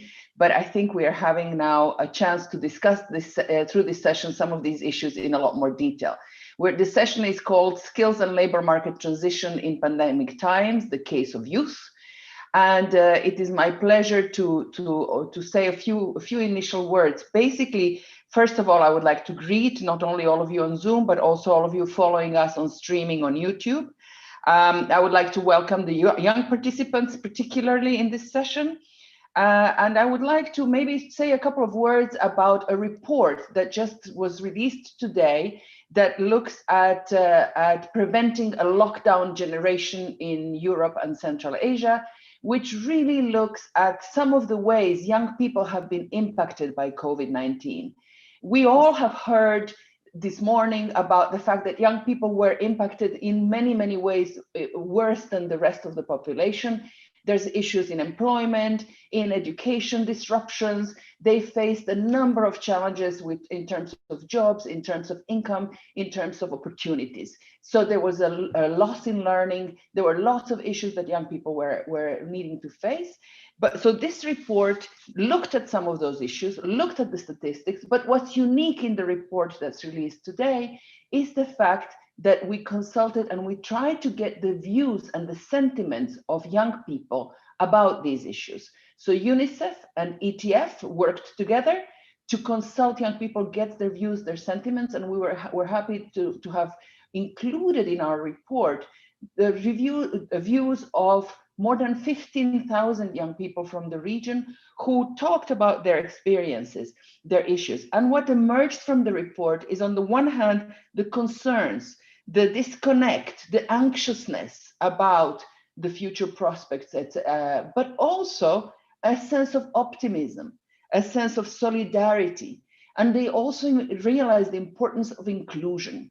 But most of all, what emerged from the report is a clear call by young people saying that skills and resilience matter, and that building the resilience of young people is essential, and it should be done with young people through establishing solid mechanisms for inclusion, participation, and engagement of those young people. So with those words, I really am happy to help facilitate this discussion. And I'm really pleased that we have the first part of the session will be looking at both some of the overall big picture issues, but also some of the country examples that we can share. So I would like to welcome you all, and I would like to start by introducing two of our speakers. The beginning of this part of the session, Mrs. Afshan Khan, who is the regional director of the UNICEF Europe and Central Asia Regional Office based in Geneva, and Mr. Cesare Onestini, who is the director of the ETF. So it's a real pleasure to have you with us. And thank you so much for joining. So maybe I could start by asking Afshan some reflections on the learnings around COVID. I mean, we all saw, and in the report, many young people told us, actually close to 60% reported that they learned less during the COVID-19 crisis. What do you feel are some of the challenges and the issues in learning that you see resulted in COVID? Afshan? Thanks, Nina, and thanks for the question. I think this is an important one. And obviously, COVID led to major disruptions in education, school closures globally. 1.6 billion learners in 190 countries found themselves out of school from one day to the next, and very much relying on digital learning and other forms of learning. Now, clearly, both teachers and students did a lot to try and adapt to these new ways of learning and new methods. But it wasn't easy, and most schools were really not prepared for the very rapid change that happened. So for me, it's clear that the impact of school closures was very significant. And for adolescents in particular, it was enormous. I think we know that schools are places for learning, but they're also places to build connection, to collaborate, to learn with peers. I know from speaking to my own nephews who are 14 and 16, they felt that the biggest challenge was not being able to interact with their peers. So there was also important aspects on mental health, well-being of young people as they started to feel isolated, disconnected from their peers. And I think we also need to recognize that in many countries, particularly in this region, schools are the one place where children from poorer families can often be guaranteed a healthy, nutritious meal. So there are many forms of support that come out of schools that go far beyond just the curricula of education. I think we also saw from the report that during the lockdown, many people were frustrated about the quality of learning. So young people found it inadequate. And as many young people also used the opportunity to learn new skills during this period as languages or a new instrument, formal systems, school systems may not have fared well, but new learning pathways emerged. And informal and experimental learning by volunteers through various community initiatives was important. And there were opportunities for individual learners to maximize their skills. But I want to come back to a couple of points. And one is that the COVID-19 crisis has also required that we accelerate discussions on how to adapt education systems, how to make them more relevant to teach the skills that every young person needs, and to become a more productive and engaged member of society. And that includes not only the foundational skills that are taught in schools, but also what are called the transferable skills: communication, working as a team, critical thinking, problem solving, entrepreneurial skills, or job-specific skills that prepare young people for the market, and digital skills, which are essential as we move into new forms of labor and online jobs. I also think that what the new adaptation to educational systems and digital learning showed that there were particular challenges. And that's why I do think in terms of inclusiveness of education, issues faced by the most vulnerable children, those who have a disability, from rural or more disadvantaged or poor households, those learning in minority languages, and as other speakers mentioned this morning, refugee children as well. So systems weren't able to adapt to their needs fast enough or provide them with the extra support they needed for continued learning. And I think we need to prioritize this as we move forward. And as we move forward, we're probably going to need to adapt to new forms of blended learning, mixing online and offline modalities. So one thing that's very key to this is ensuring equitable and universal access to IT devices, access to no cost or low cost internet for every child and adolescent, and in their families and homes, and that's going to be very, very important, and access to assistive technologies for those who need them. And we've got to make sure that every learner can access the new opportunities that will emerge through digital learning. So governments, the private sector, and international partners can make this happen. I know that UNICEF, together with the ITU and private sector partners and others, is running a so-called GIGA initiative, which aims to connect all schools in the world to online learning, but clearly access to internet and to digital technologies. If we're going to level the playing field to make sure that every young person has an equal opportunity, that has to be a fundamental piece of addressing some of the inequities that are currently present in the system. So I would say that is kind of a pivotal piece, and then also adapting and learning from young people how they learn best. So we adapt their learning needs to the ways in which we teach, and the ways in which we open up opportunities for young people is going to be critical. So thank you for the question, Nina, and I'm looking forward to more of a dialogue and discussion. Thank you so much, Afshan. Maybe I should turn to Cesare, and before that, to tell everyone in the chat you can find the link to the report that was released today. So Cesare, I think that ETF has been at the forefront of looking at issues of skills, of building skills for work and for successful transitions from school to work. What do you see as some of the challenges that COVID brought in this area?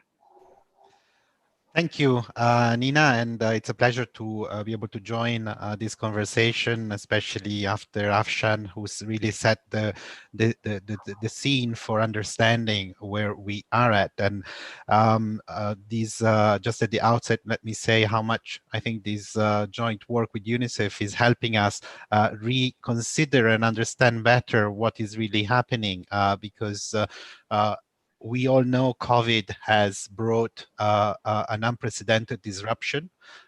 We have focused on resilience, on how we could cope and support countries in coping, but it's very important to listen to the voice of those at the end of the spectrum about what has been their experience, how they have been affected. And it's not to be optimist or pessimist, but is to look reality in the face and understand that these consequences are real, and if we don't address them, they might be long-lasting. The way in which here in ETF we look at this is that we work usually on supporting countries in making sure that their system of training, of skills development, of employability schemes are strong, connected, and sustainable. And the virus, we have seen the COVID has had an effect which is very similar to what it has on health. We know that we all can get infected, but if we have pre-existing conditions, then the consequences can be dire. And we have seen in systems of education and training is a bit the same.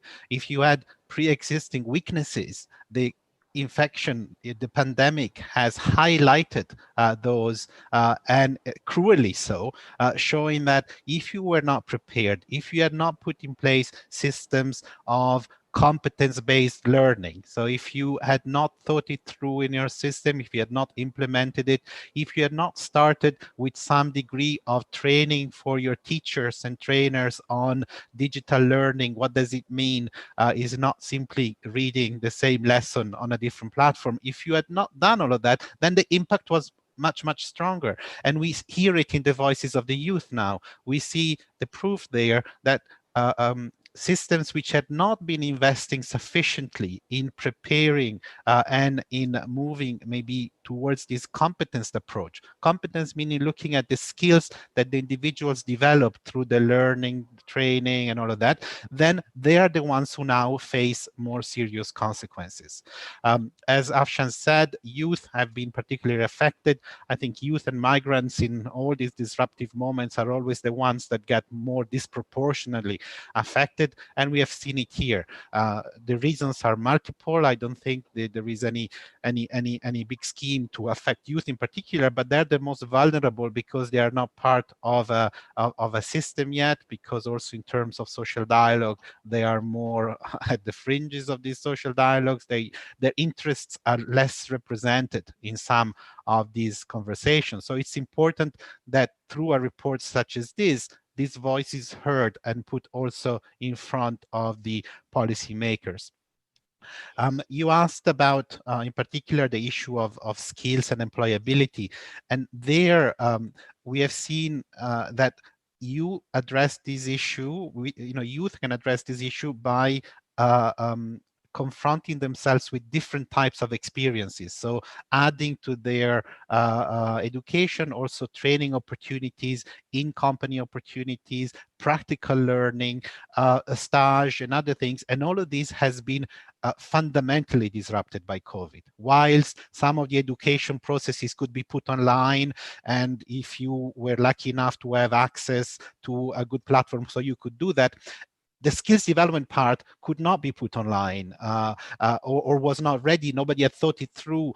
We have some examples. Obviously, you always have the excellence of some centers, but if you look across, you see that this has been disproportionately affected. So all these experiences, which in the past were the best way for somebody entering the labor market to have a better CV, to have more experience, to also understand what am I good at, where do I want to go, how do I want to transform my education into a profession.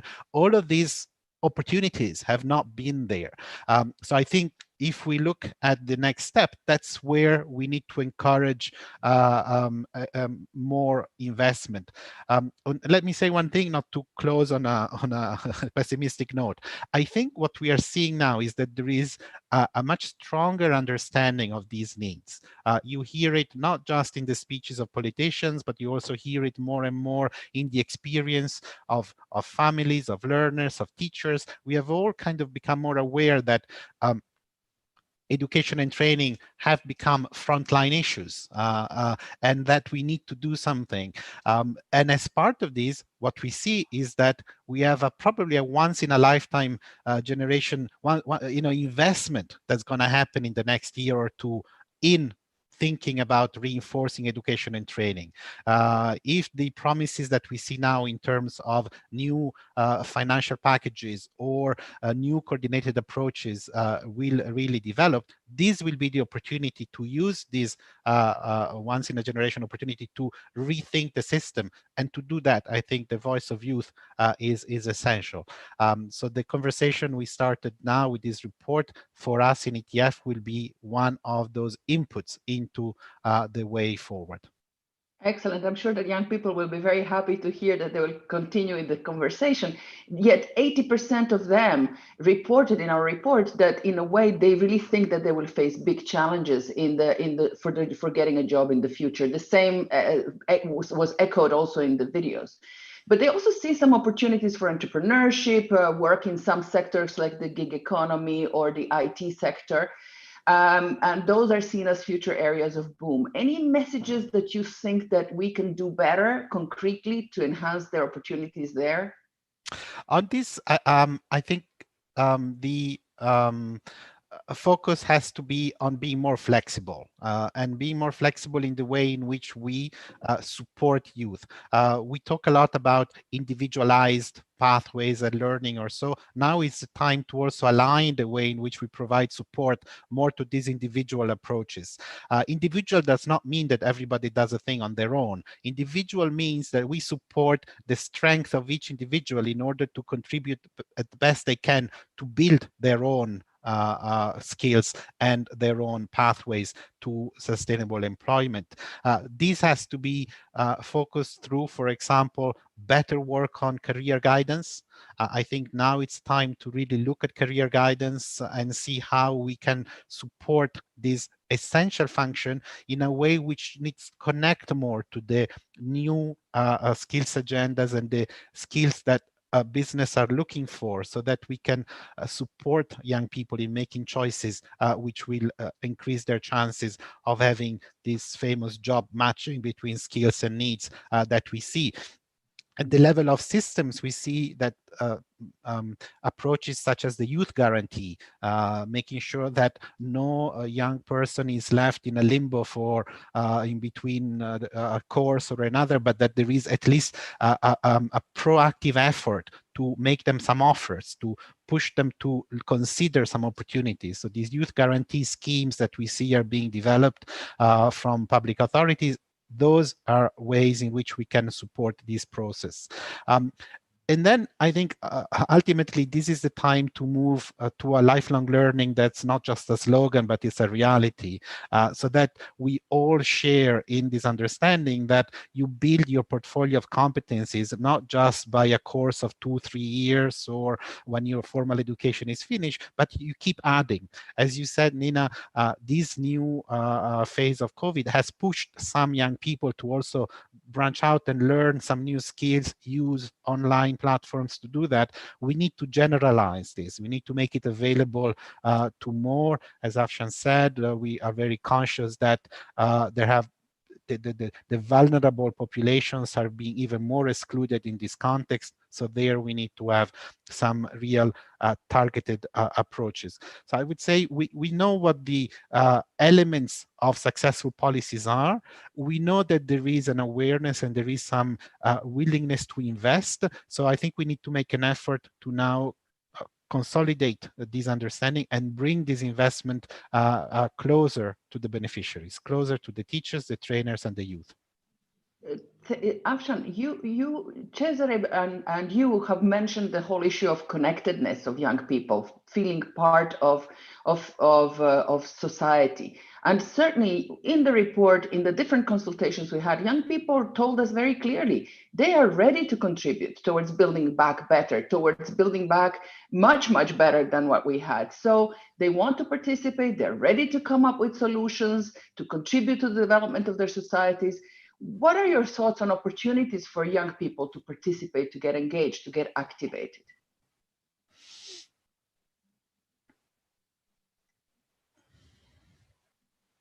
Afshan? Microphone.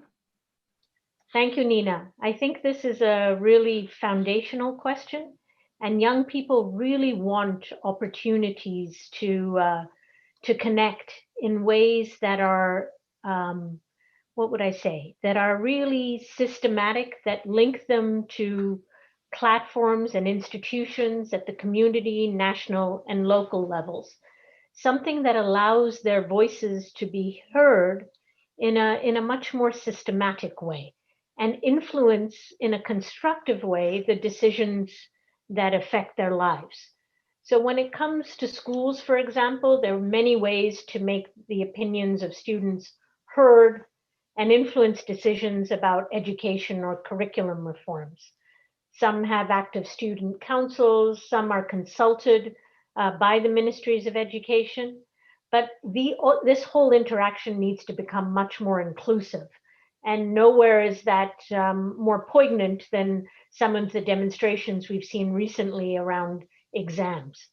I think the other thing we've heard many stories during COVID about how students got involved to improve the quality and use of digital learning.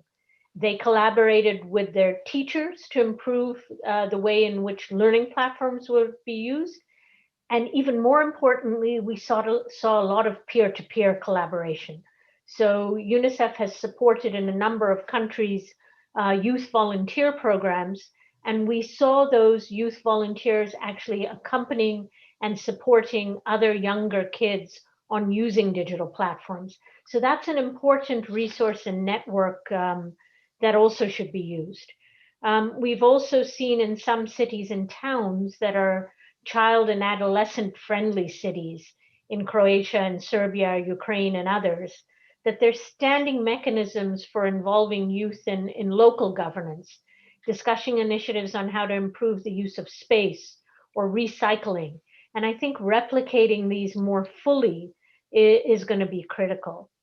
One of the other pieces is that the whole online platforms, provided that there was digital access to the internet and devices, allowed many more young people to become involved in youth consultations. And I think, as Cesar said, dialogue and collective action, whether they were from urban or rural areas, from high schools or other students, they didn't have to necessarily pay for the ticket to get to Capitol to attend a meeting. So there is an opportunity to equalize opportunity, but I think it does depend on how ready are some of these institutions and how ready are some of these institutes to actually help engage youth in a clear way. And it's also evident, I think, from this report, but from many other consultations we've had with young people, that they want to participate and contribute. So one of the top priorities for governments and intergovernmental and youth organizations in the region should be the ability to co-create the opportunities and diverse mechanisms for dialogue, for systematic engagement with young people through social media and including in school councils. But again, those have to be equalized. It can't just be for the best and brightest. It has to be for everyone. And I think in 2019, it was UNICEF and the government of Romania engaged with young people from all over Europe in the development of the Bucharest Declaration on child participation in decision-making at national and European levels. The declaration was co-developed by policymakers and young people, and it provides some very concrete recommendations on how to engage young people at all levels of decision-making. So that it was developed by youth themselves, that it was presented to the leaders.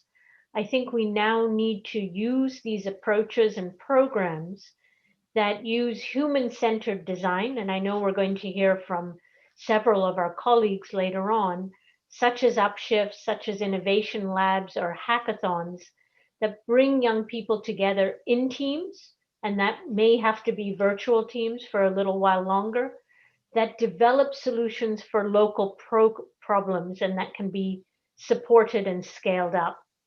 And even these initiatives are critical because they give young people a sense of agency, a deep sense of meaning in terms of what they're going to change in their communities and how, as citizens and future voters, they're going to be able to contribute to the well-being of their communities.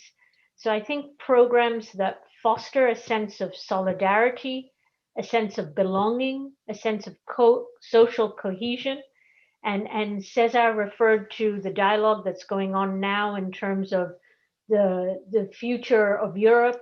I think here we really need more fundamental and active engagement of citizens, particularly young people, because we have a pandemic that has reinforced mistrust, border closures, mobility limitations, and I think young people are the dynamic of change. If brought together to come forward as citizens that can reshape the thinking in Europe and Central Asia as to what next, using programs as Erasmus and others for more active citizenship of young people, this will really be and create the change that I think many young people want.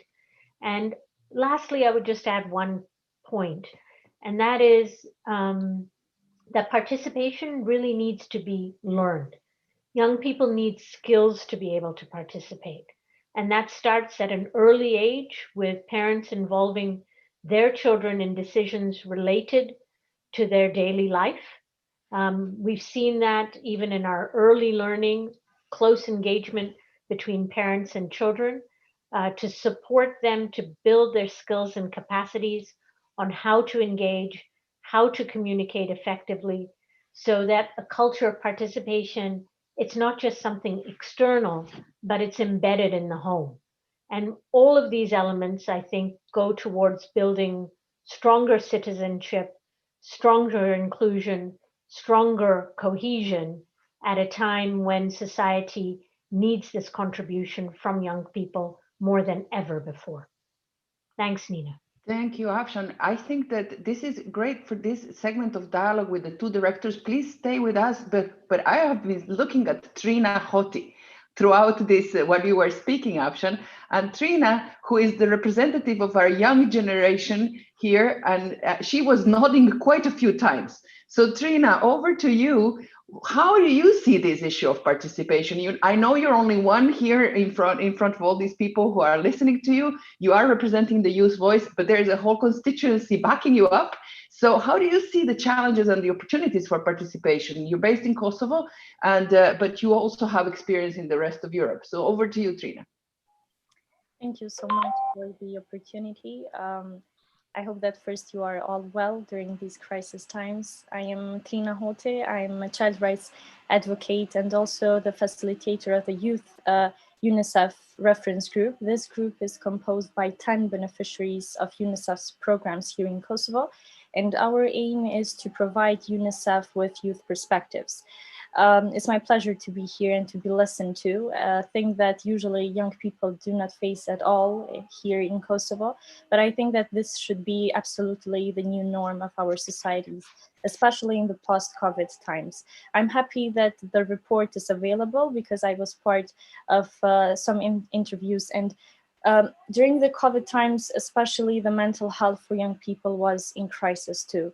And sometimes we were thinking, I personally was thinking that I won't get a job and all the things that were said above. But when you heard from another young person that is totally in another country that has the same concerns, you feel more confident and you feel more safe.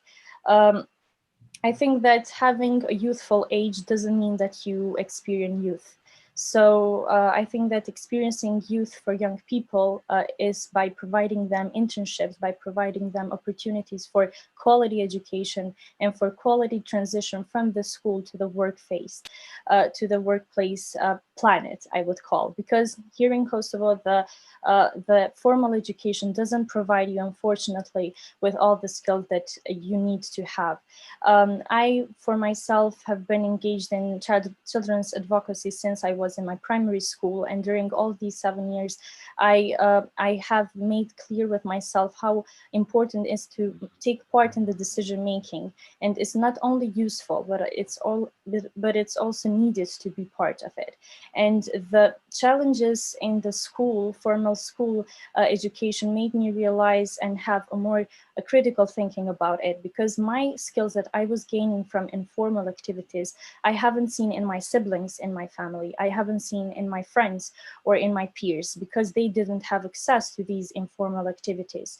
So this is the problem, because young people, because they didn't have opportunities in the formal school, or they didn't have access to transportation to go to an informal activity in the center of a city, they feel that they do not believe in themselves. And this creates a whole problem, especially during the career orientation, because the school system doesn't provide you with the support that you should belong to something that you have talent on it, and not to be imposed in something that all the peers are going, or from the desires of your parents or your siblings. I want to share here my experience at UNICEF as an intern, because when I finished my high school, I was an intern at UNICEF, and I think that that was a vital investment.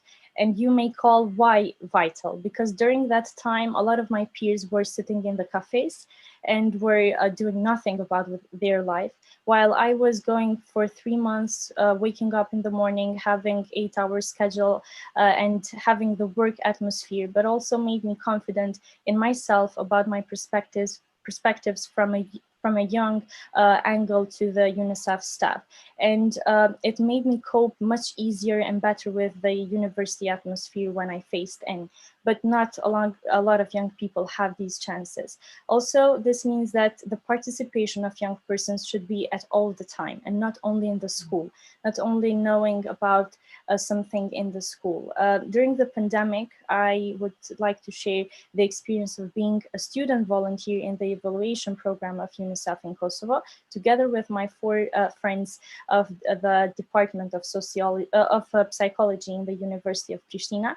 It was interesting because those 4 peers didn't know about the UNICEF programs like Upshift or Ponder.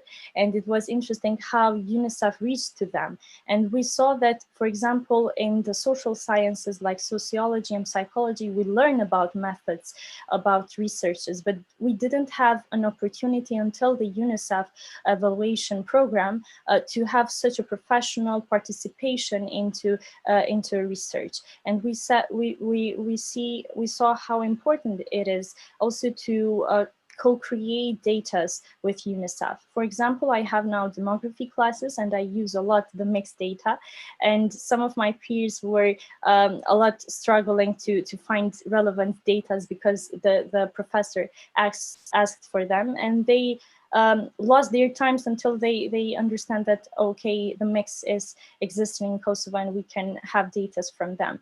And this creates maybe not only them believing in themselves to young people, but also them knowing their capacities.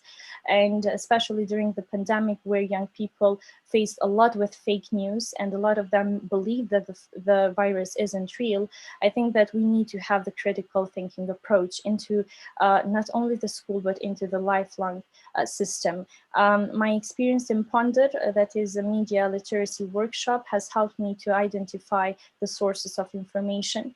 While a lot of young people, for example, in a poll of UNICEF, of U-Report, 5% of U-Reporters said that the virus isn't real, or 15% of them said that they do not wear masks.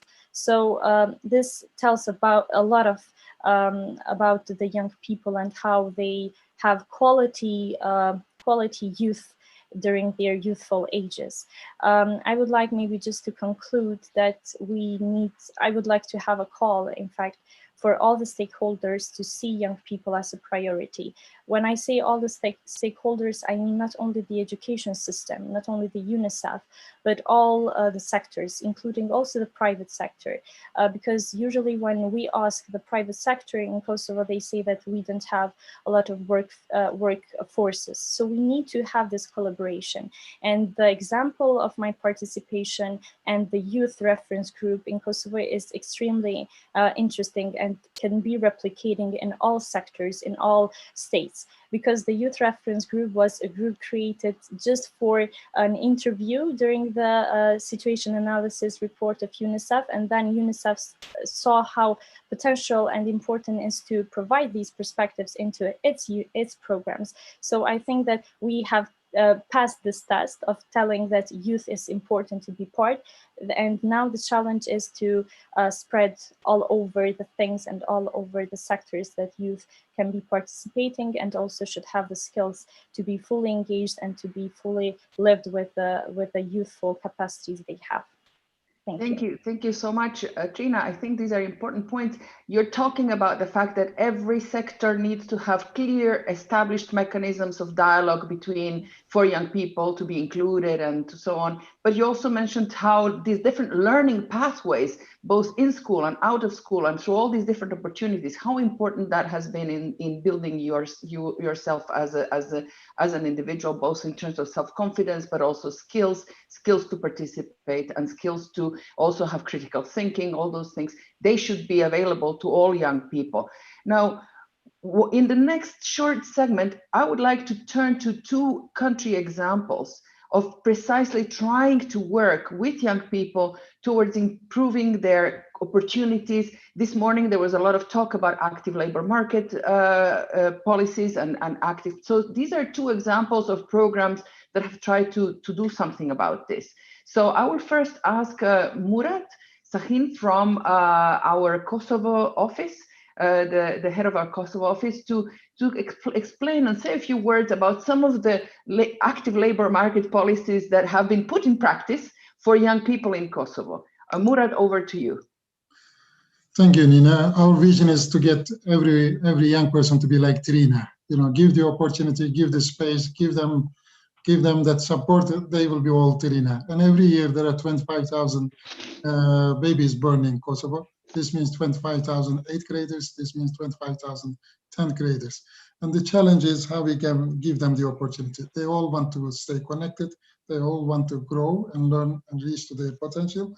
They all want to be also active contributors of the change that's happening around them.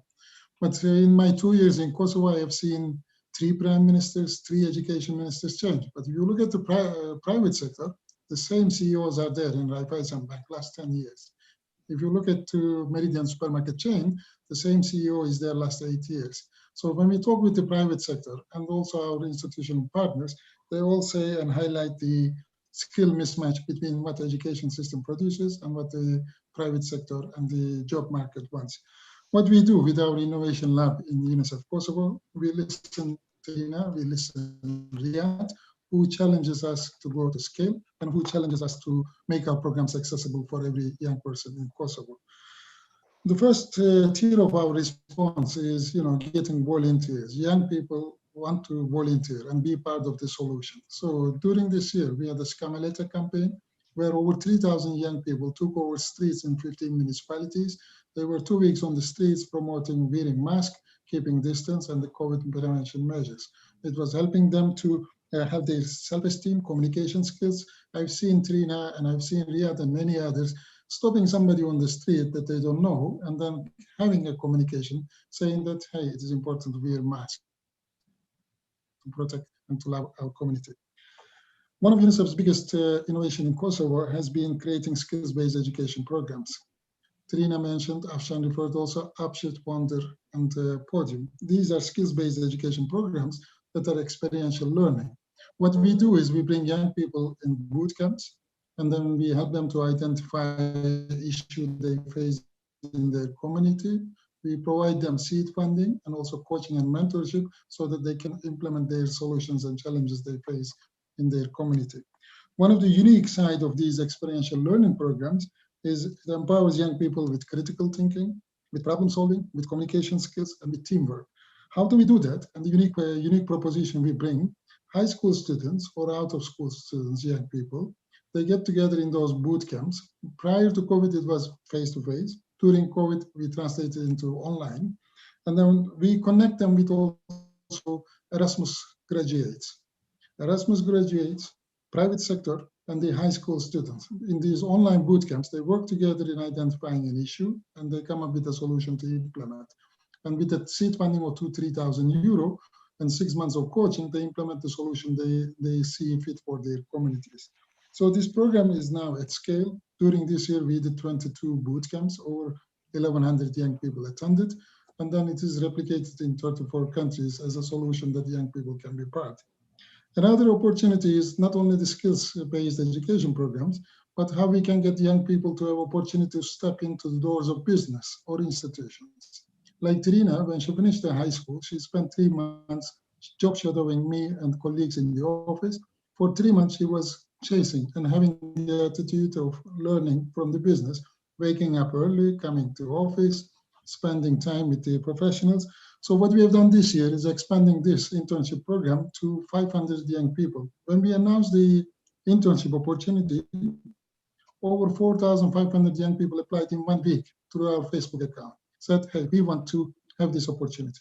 4,500 people is big. Remember, 1 week Facebook. When we announced it to our private sector partners, saying that would you be available and willing to host these young people? 53 companies in Kosovo stepped forward and said, yes, we want to host these young people. And even some of them said 20% of that they will be hiring for a long-term project and the employability kind of thing. So these young people are getting 150 euro seed funding, spending 3 months in jobs and job shadowing and building their CVs, building and having some online coaching and support from UNICEF and the private sector partners so that they can be part of the COVID recovery efforts. but they can also have that exposure of job shadowing and stepping in, improving their communication skills, improving their critical thinking, and improving their also teamwork in a more professional setting. We are committed to scale it up much more across Kosovo, also beyond the region. And coming back to the provision of access to learning, it is an important area. When we look at our latest data, that was multiple indicator cluster survey, more than 50% of the Kosovo households do not have a computer. So when you think about the distance learning, how do you empower every family to have not only a tablet, little telephone for children and young people to follow their courses, how we can give them the opportunity. When you look at the schools, the internet connection at the headmaster's room or the teacher's room, not across all school. So how do you make teachers to have access to internet across all? And this is center of Europe, and much more needs to be done. What we do, we provide digital learning solutions. All video recordings and everything are now uploaded in the Learning Passport platform, which is an online software that UNICEF developed with Microsoft, so that young people can have access to their learnings, interact with their peers, and also with teachers. And also we are providing additional tablets and software solutions so children with disabilities can continue their access to learnings and interaction with their young peers. Overall, give the opportunity, everyone can become Trina. I was really super happy when Trina selected sociology to study in the Pristina University, because many people think, hey, I need to be a computer engineer, I need to be a medical doctor, or at my time it was, hey, you need to become an engineer to make more money and get employed and that kind of thing. No, you can chase your dream when you are given the right opportunity. Congratulations, Trina, in selecting sociology and chasing your dream. Thank you. Over to you, Nina. Thank you so much, Murat. I think that what you're described is a very interesting way of becoming actually an incentive for startup, because basically it's one of the active labor market policies. It's almost an incentive to startup through these programs that you've been pioneering in the Kosovo Innovation Lab, to try and build capacity to identify problems, but also then move from that identification of a problem all the way to getting to start up your own community, your own business in many, many places. So I think that some of the examples you gave now about giving opportunities for young people to enter that job market through their first job experience is an important way of removing the barriers to access. Now, I'm conscious of time, and there's a lot of interesting questions in the chat that I would like to ask you to also look at. We don't have that much time left, so let me turn now to a different context, which is our colleague Osama Makawi from Tajikistan, the representative there. And I would like to ask Osama to perhaps share an experience of a completely different context of Central Asia, of Tajikistan, a country with a large youth bulge. So over to you, Osama. Thank you very much, Nina. And I would really like to thank the organizers for inviting Tajikistan to be part of this conversation. There will be few slides as long as the bandwidth in Tajikistan is not very great, so you can't see my face. But at least you will have something on in front of you from Tajikistan. So let me start by saying in a country context like Tajikistan, where services for young people are very limited, there is a lack of systematic life skills development, vocational training, and employment opportunities that places every adolescent and young person in the category of being vulnerable on the list of vulnerability. If we go to the next slide, what we're seeing here that the good demographic evidence of Tajikistan that it's a young population. This is a young country where you have 40% of the total population are under the age of 30. But at the same time, you have more than 500,000 of young people that are neither in education, employment, or training.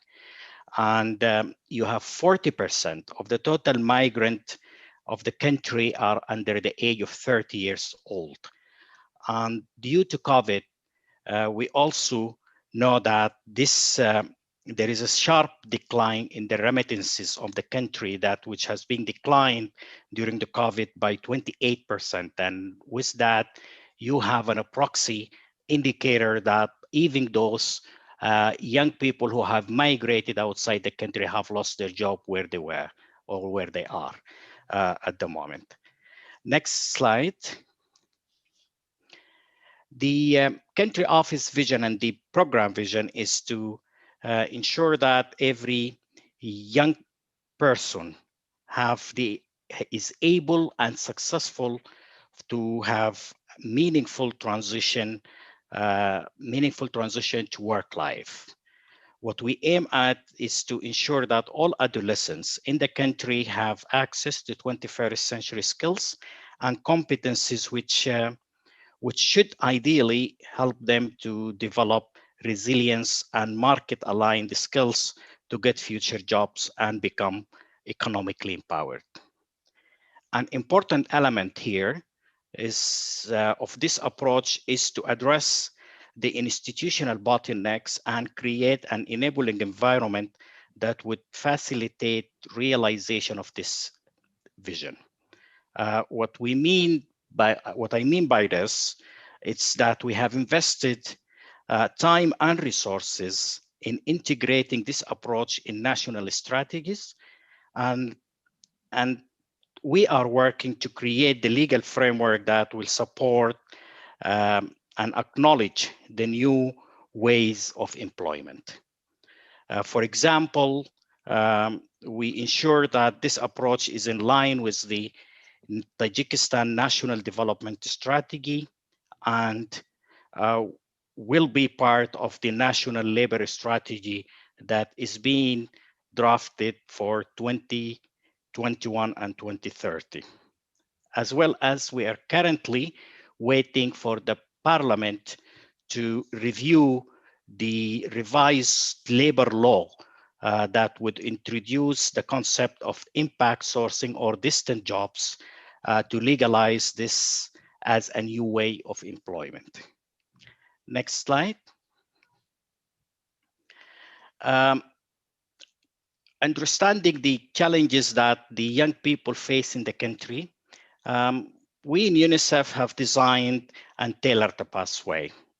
So far, we have been able to make encouraging headway in integrating skills and competencies framework in the national education system and in the non-formal education system and in TVET programming and upskilling opportunities through innovation labs. This approach has so far resulted in our ability to integrate systems and enable equitable access to competency-based skills development through schools, and that is in the formal system, but also for those who are not in the formal education system, they have access to the innovation skills labs, which are established across the country. It's also provided us with the ability to introduce a new model of transitioning to employment, which has been placed within the vocational training system in Tajikistan. And by that, we are using the impact sourcing model or the distant employment. This has been a successful model in which that we are in the process of upscaling at the moment.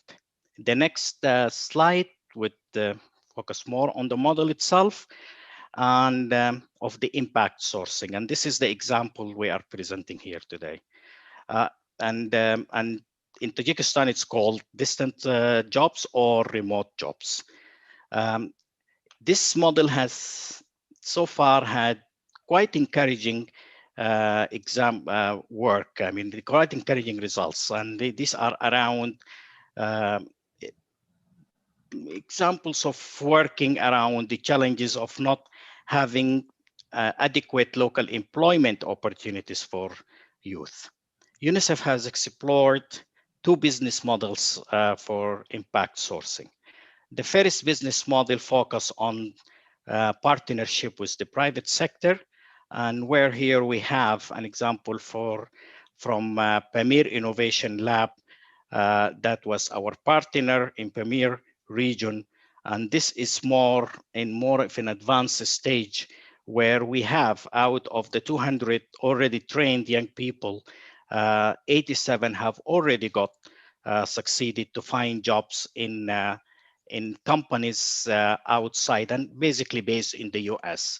These are the SAP, the C-Store Pro, and Ignite, and the ones that are the logos or on the screen as you can see them. The second business model is through the public sector, to make sure that this model is reflected in all the is available for all young people all over the country. And with this, UNICEF works with the Ministry of Labor to establish the Impact Hub. So far, we have one in Dushanbe within the vocational training centers. And the plan is to establish additional 5 more covering all the regions in Tajikistan. The government plan to find jobs and market opportunities is linked to the Tajik linking the Tajik graduates with its network of employees in Russia in particular. The Ministry of Labor has representatives in all the districts in Russia because of the large number of migrants in there. And that where the ministry representative will be mobilizing businesses and making headway to find jobs for remote jobs for young people in Tajikistan that are graduating from these labs. But also the government is planning to use its embassies and looking into how can this market or networks can be established for opportunities for job outside the country.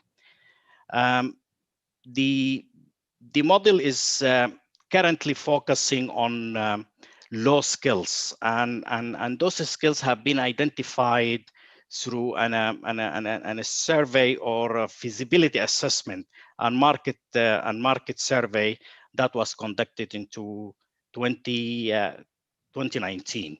And basically here that what we are focusing on the skills that sets we do is around building the capacity on data entry, data management, and accounting services that are currently being imparted to the young people on these trainings.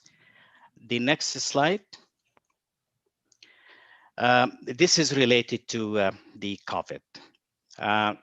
While we are supporting young people and upgrading their soft skills and competences in order to have a much more stronger resilience, but at the same time, we have expanded on the mental health services and creating the enabling environment through digital platforms during the COVID time.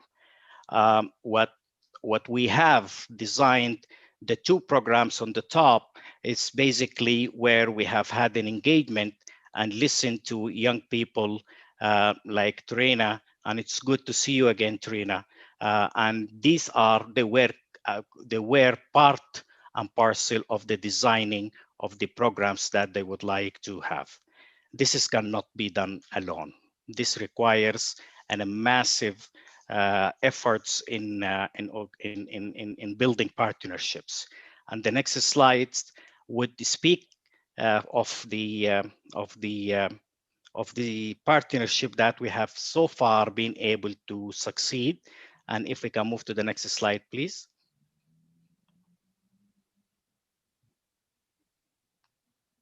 Yes. So far, the program have been able to leverage a number of partnerships, particularly a large one with the EU. And we have also the partnership with the World Bank around this program. And we also are engaging on working with ADP, the Asian Development Bank. And we do have significant encouraging partnerships that have already been established with a number of private sector companies that are already listed in where they are employing young people at the moment. I would say it's a pilot. and it's a work in progress. And what we are seeing very encouraging trends and successes, and we're really encouraged by seeing the practicality of having some young people were able to find low jobs already. So we are really encouraged by that, and I think this is a major momentum that is given to us, but it's also more importantly is giving to the government to make sure that it's institutionalized, whether in its legal frameworks or it's in strategies or the plans for the future. Nina, realizing the time, and I know that I was strictly told that to be very short, and I hope and I would remain for any question, and I thank you for the opportunity. Thank you. Thank you so much, Osama. We do have a few minutes. I would like to thank all the panelists so far. I think we do have a few minutes where we would like to take some of the questions from the chat, but also have it and then ask our colleague Urlike Damjanovic from the ETF to also give some final reflections on how she sees this debate and what her feedback is. So to make sure we have sufficient time for that before we go on to part 2 of this session with some regional partners presenting, I would like to perhaps turn your attention to the chat. In the chat, Boris Majstorovic asks about whether the crisis, which has definitely endangered some sectors more than others, like transportation, hospitality, what happens with retrained tourism employees? And if there will be new vaccines, will we be back to normal in 2022? I think nobody can tell that, but maybe Cesare, if you'd like to take that question, and maybe also the question that is coming up later on about classical education. That's from ECSWP. Classical education. The question says, you know, we are talking about involving and developing resilient problem solvers by means of classical education. We often see classical critical thinking, philosophy, writing taking backseat in attempts at professionalization, at job-related skills. Can we reconceive these as a basis for moving into successful individual lifelong learning? So Cesare, maybe you can take those 2 questions and move on. Thank you, Nina. On the question of the sectoral impact of COVID, and obviously this will depend very much on the countries and how much they were dependent on sectors such as tourism, which have been obviously affected disproportionately, and how much of the workforce was also on seasonal or other contracts where it's more difficult for them to receive any type of support in this period of disruption because they were not covered by any other framework. So I think there the responses will have to be very much related to the context. We have all seen though that one common thread is that the question is about retraining, developing a wider set of skills, and that's a little bit the challenge, that you need to build on the skills that are needed in your sector, but also try to see what are the skills which are more transferable.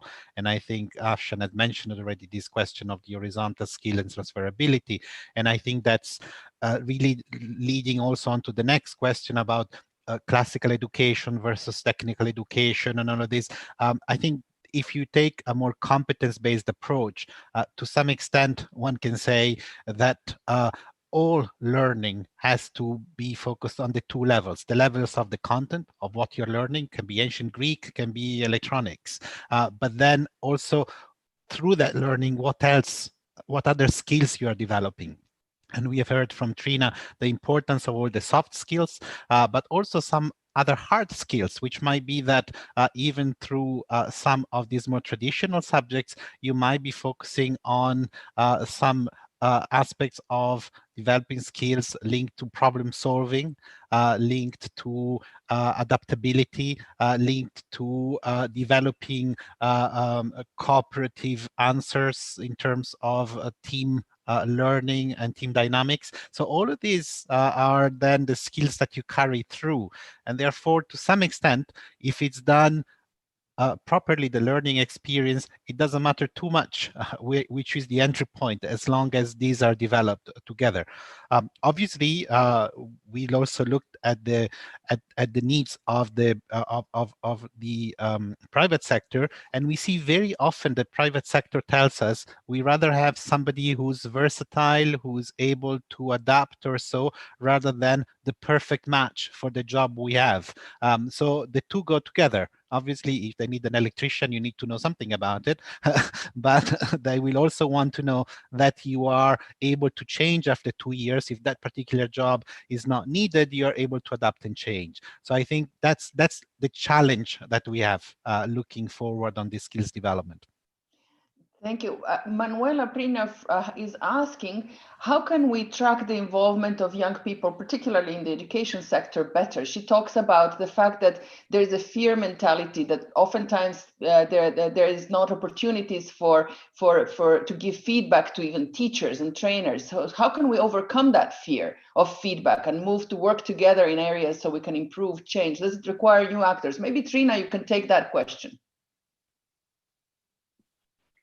Yeah, I mean, one of the fundamental things that I would like to see more is learning about our rights from an early age. I think that when we learn that we have rights and we can ask for fullness of respecting those rights in practice, I think that creates more awareness about young people, and also that they can be part of education and not be as robots and learn what the teacher says. So maybe we can do that with having more information about rights and creating more awareness to parents as well, that children are people as well, and they are not their property to do everything they want with them. So we should create this awareness to children from an early age, and especially then to young people. Thank you. And maybe turning to Afshan, there is because we're running close to the end of the session, the questions about, there is clear discussion about that we've identified the problems. How do we then move to action? What are some of the areas where we can really move to action fast, and some of the low-hanging fruits where we can achieve some rapid progress?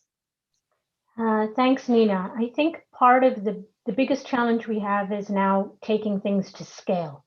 So we've clearly heard from Murat, we've heard from Osama, we've heard earlier from Cesar and others about programs that are in place.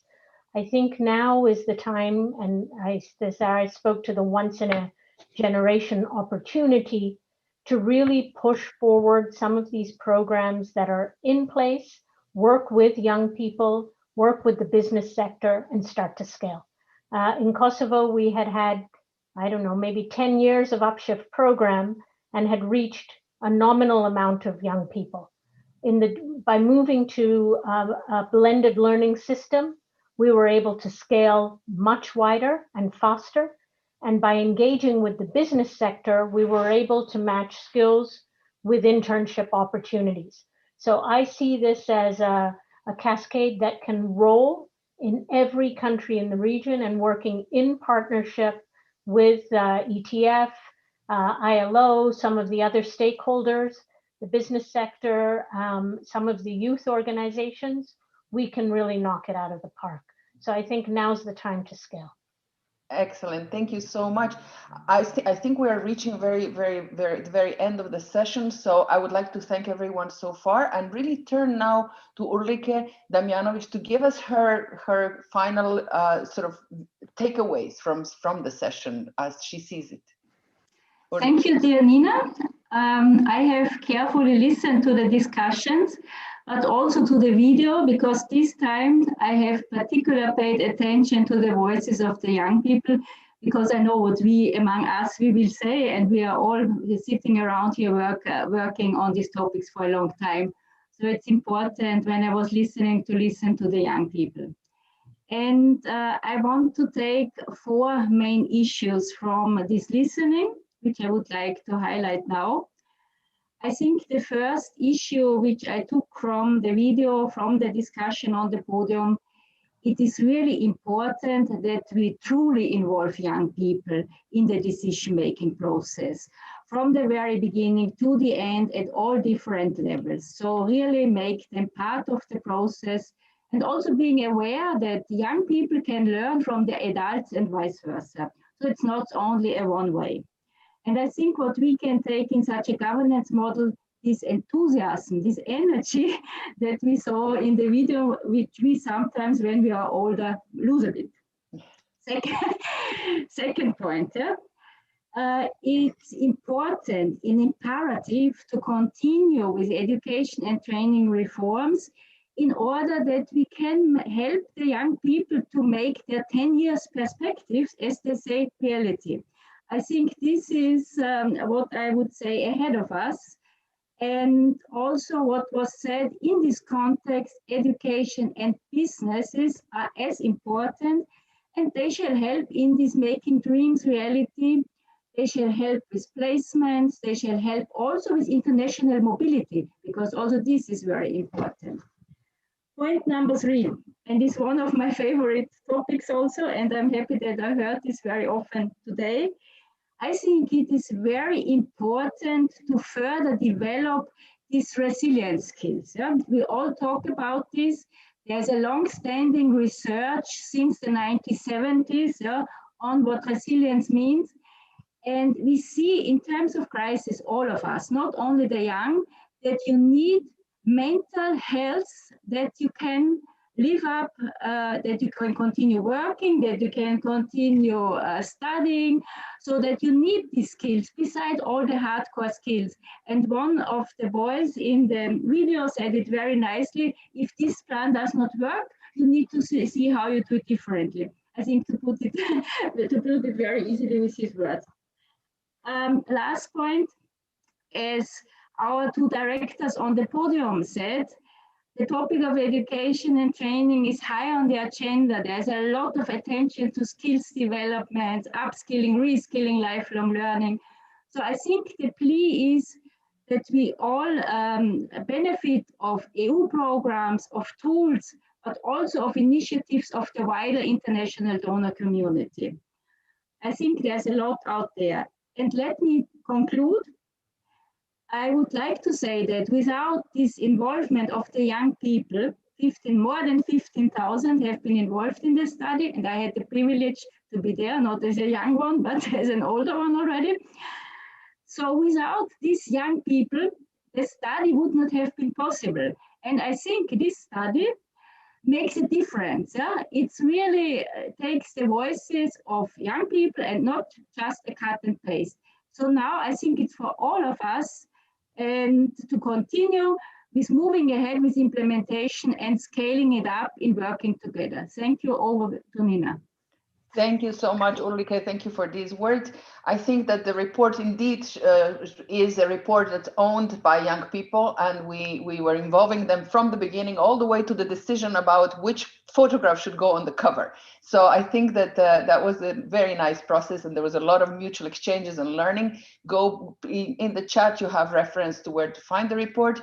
I think it's going to be just a stage for the next, for really activating a lot more dialogue and ensuring that every young person has the skills it takes to be able to not only get a job, but also to become a responsible, engaged, active member of the contributing to their own community, family, and an active adult. So with that, I would really like to thank all the panelists, Cesare Onestini, Afshan Khan, Murat, Ulrike, Osama Makanwi, and definitely Trina Hoti, and all the panelists and all the young people who were involved in this, all of you who are following this discussion, both here on Zoom and in the stream. And I would like to pass the word over to Ivona Ganko, who is going to take us through the last part of the session, which looks at some of the regional experiences. Ivona, over to you. Thank you so much, Nina. What a wonderful session. So many points, so many issues on the table. And let's move to action then. I'm really privileged today because a part of being a really able to also contribute to the report.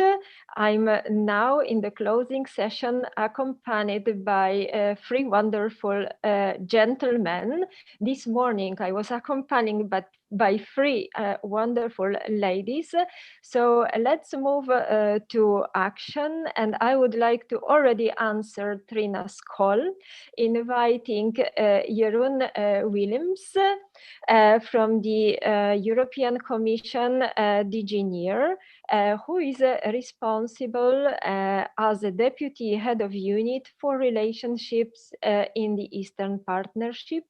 And I know that for Jeroen, as for me, young people are the priority. So this is what Trina was calling for.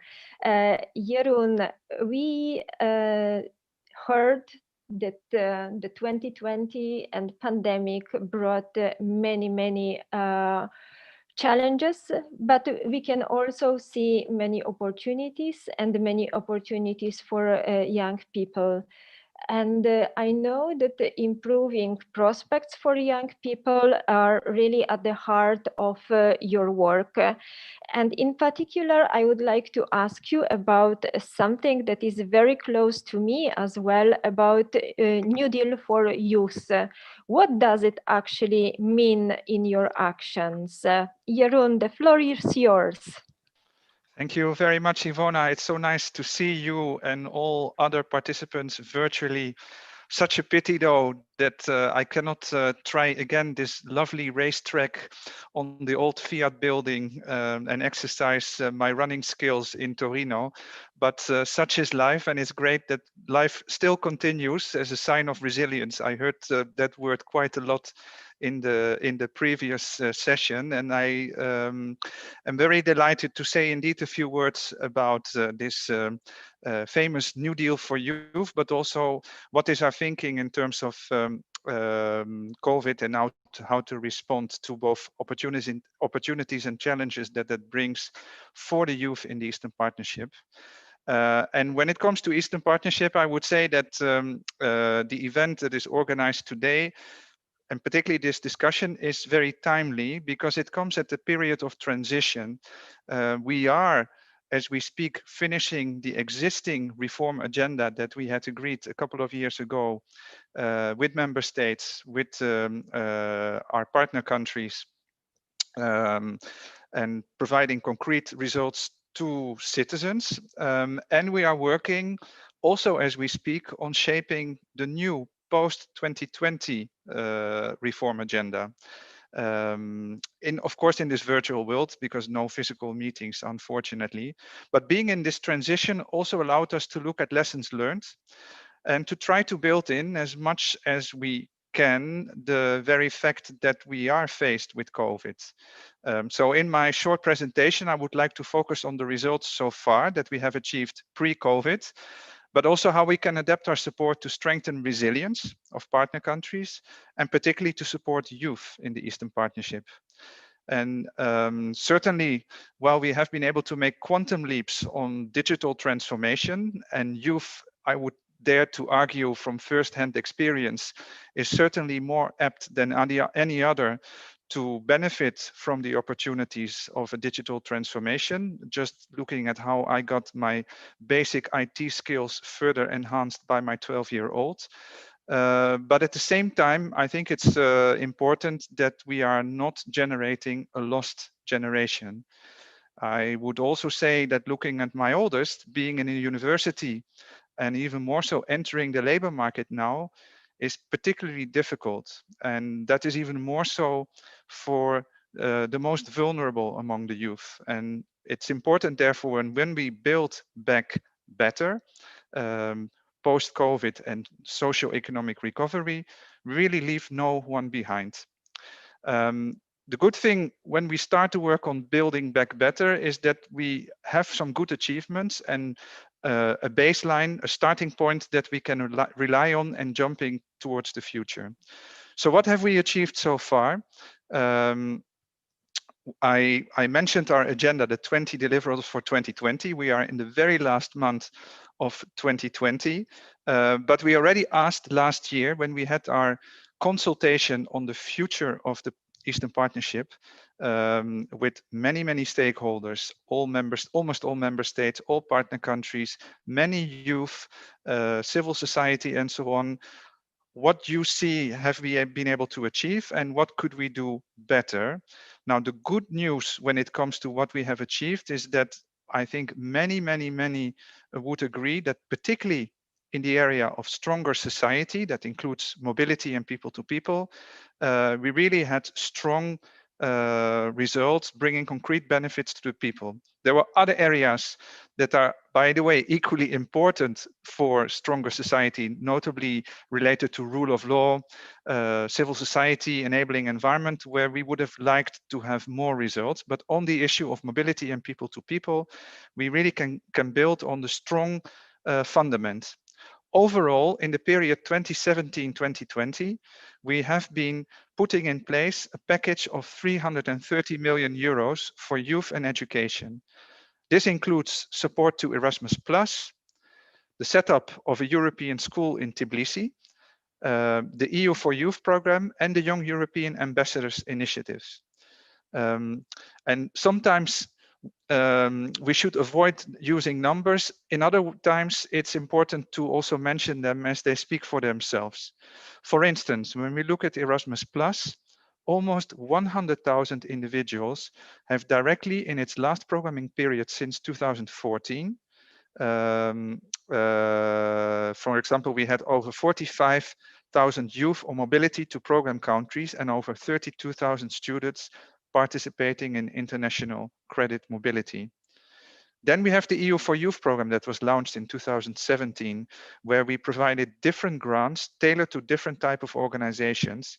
And this has been really a very good tool to promote youth skills development and employability, education and training, as well as youth engagement in civic, cultural, academic, and professional exchanges.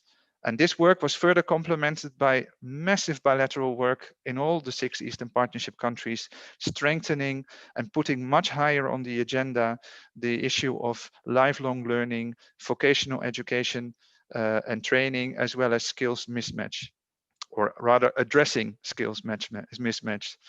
So where do we go from this strong fundament? Well, the answer is based on that consultation that I mentioned before, but drawn up in a document called a Joint Communication on the Eastern Partnership Policy Beyond 2020. And that joint communication, which has resilience at its heart, was really also, I think, the very way in which it was adopted is a sign of its resilience. It was the very first communication, the very first policy document of the European Commission that was adopted by a virtual college rather than a physical meeting. It was really the start of the first wave. But the very fact that we were able to move ahead with this important agenda shows on the one hand the importance that the EU attaches to the Eastern Partnership, but also a certain resilience from the EU institutions itself and a determination to indeed support economic resilience. And probably if we move towards the early years after 2020, very much focus on socio-economic recovery, building back better, focusing on the green and digital transition, but also working on rule of law, strengthening fair and inclusive societies, and in that sense, leaving no one behind. Indeed, investing in people is at the heart of this agenda to foster societal and economic resilience. And that includes, first and foremost, the young generation of our societies. This is why, and Ivona alluded to it, the joint communication proposes not just business as usual, it proposes a new deal for youth, which includes both an economic dimension and a dimension related to the participation of youth in policy processes.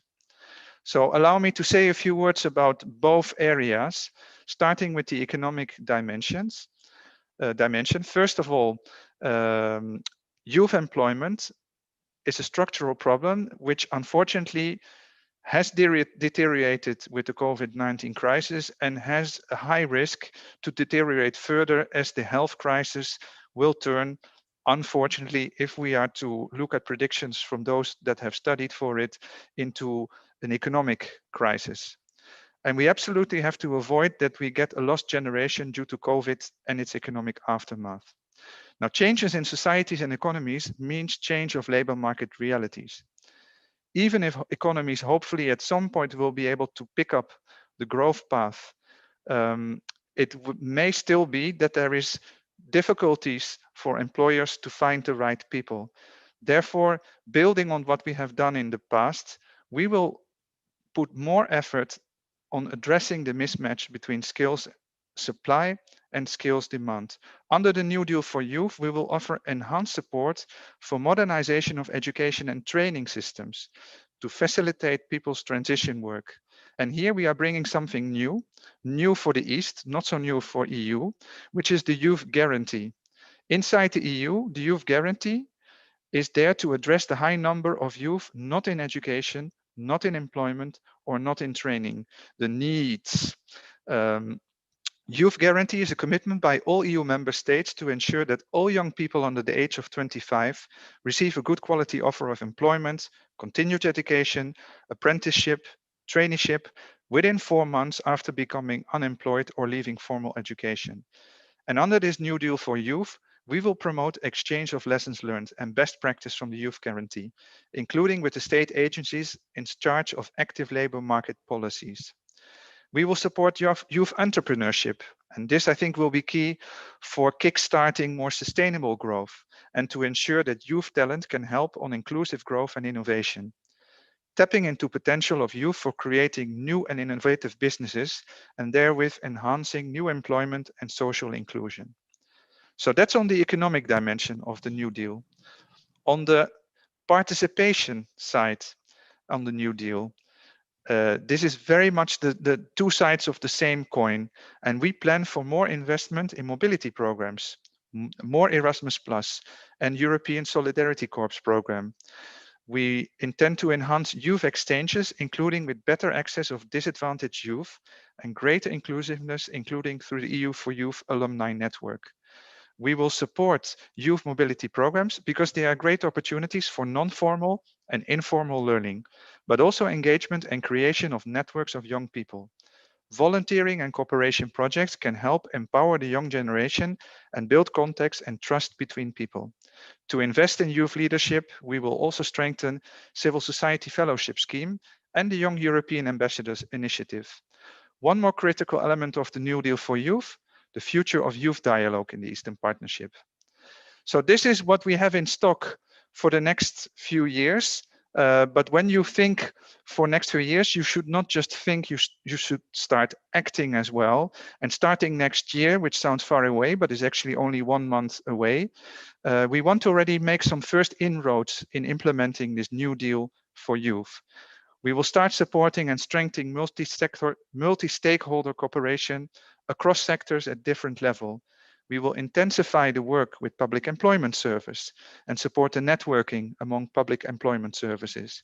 We will bring together education sector and training institutions providers with public employment services and business sectors, as well as involving civil society and youth organizations.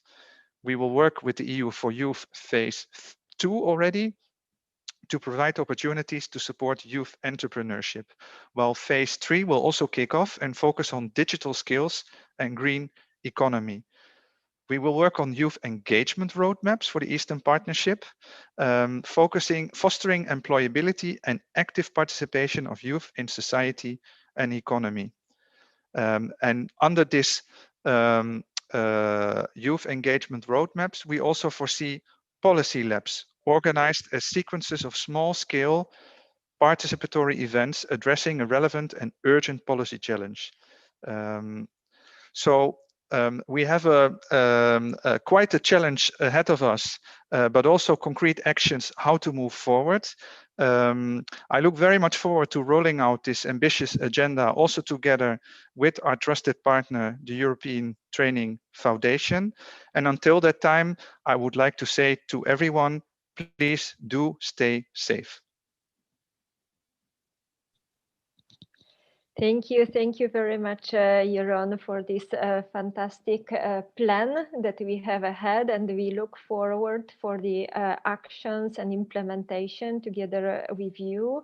Thank you for mentioning youth engagement, youth guarantee, EU for Youth program that are very close to my heart. I need to say a pity, well, we also suffer this peer-to-peer different modalities, not standard exchange as we used to have, but I hope that next year we can have you in Torino and you can have your run there. So this will come, and we will support the actions of DG NEAR. I would propose we take some of the comments after the interventions of two other speakers that would give us the dimension, regional dimension from other angle. And here I would like to invite already Mohamed El-Zaraz from Secretariat of the Union for Mediterranean, who I would ask to give us the vision of the UFM on how to support young people, how to move into actions, what is planned from the UFM perspective. Mohamed, now the floor is yours. Thank you very much, Ivona. Good afternoon, everyone. I hope you can see me and hear me well. And very interesting presentation by Mr. Willems. I've been listening very attentively. Of course, we are no strangers to the work done by the European Commission. It's our co-president at the UFM Secretariat. Here, maybe I would like to start by pointing out some of the most recent and most pronounced efforts and engagements of the UFM Secretariat with the youth in a post-pandemic scenario or context. Since the very beginning of the pandemic this year, we have been very quick to mobilize our resources, our capacities, and even our ecosystem of partners and stakeholders in order to contribute meaningfully to a post-pandemic recovery that would be inclusive, responsible, and hopefully also sustainable. So one of the key events that we had this year was the second edition of our Med4Jobs stakeholders dialogue. And here, please allow me to shed a light for those who are not very familiar with our work at the UFM Secretariat. As you would know, the Union for the Mediterranean is an intergovernmental organization that brings together 42 member states working under the overarching goal of promoting regional integration and cooperation. We work on 6 priority areas identified by the member states, and one of them is economic development and employment.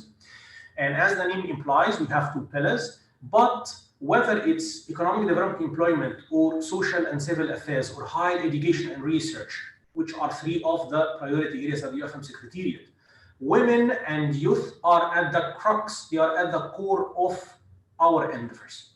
So one flagship initiative that is project-based and that was developed by the UFM Secretariat back in 2013 and that is still running is the Med4Jobs, or the Mediterranean Initiative for Job Creation. It was launched back in 2013 in Tunis, in the Tunisian capital, and eventually it became a pipeline of projects targeting job creation, improving employability, skill development, and support for SMEs, in addition to cultivating a culture of entrepreneurship.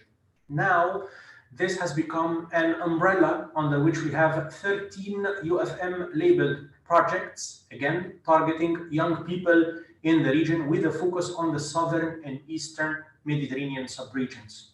So far, this initiative has benefited over 100,000 people in the region and has supported over 800 micro, small, and medium-sized enterprises. The projects focus on a profusion of dimensions, including, among other things, the socioeconomic empowerment of women, the empowerment of youth, digital transformation, financial inclusion and literacy, to the end of the very long list. Also mobility programs, exchange programs, to the end of the list.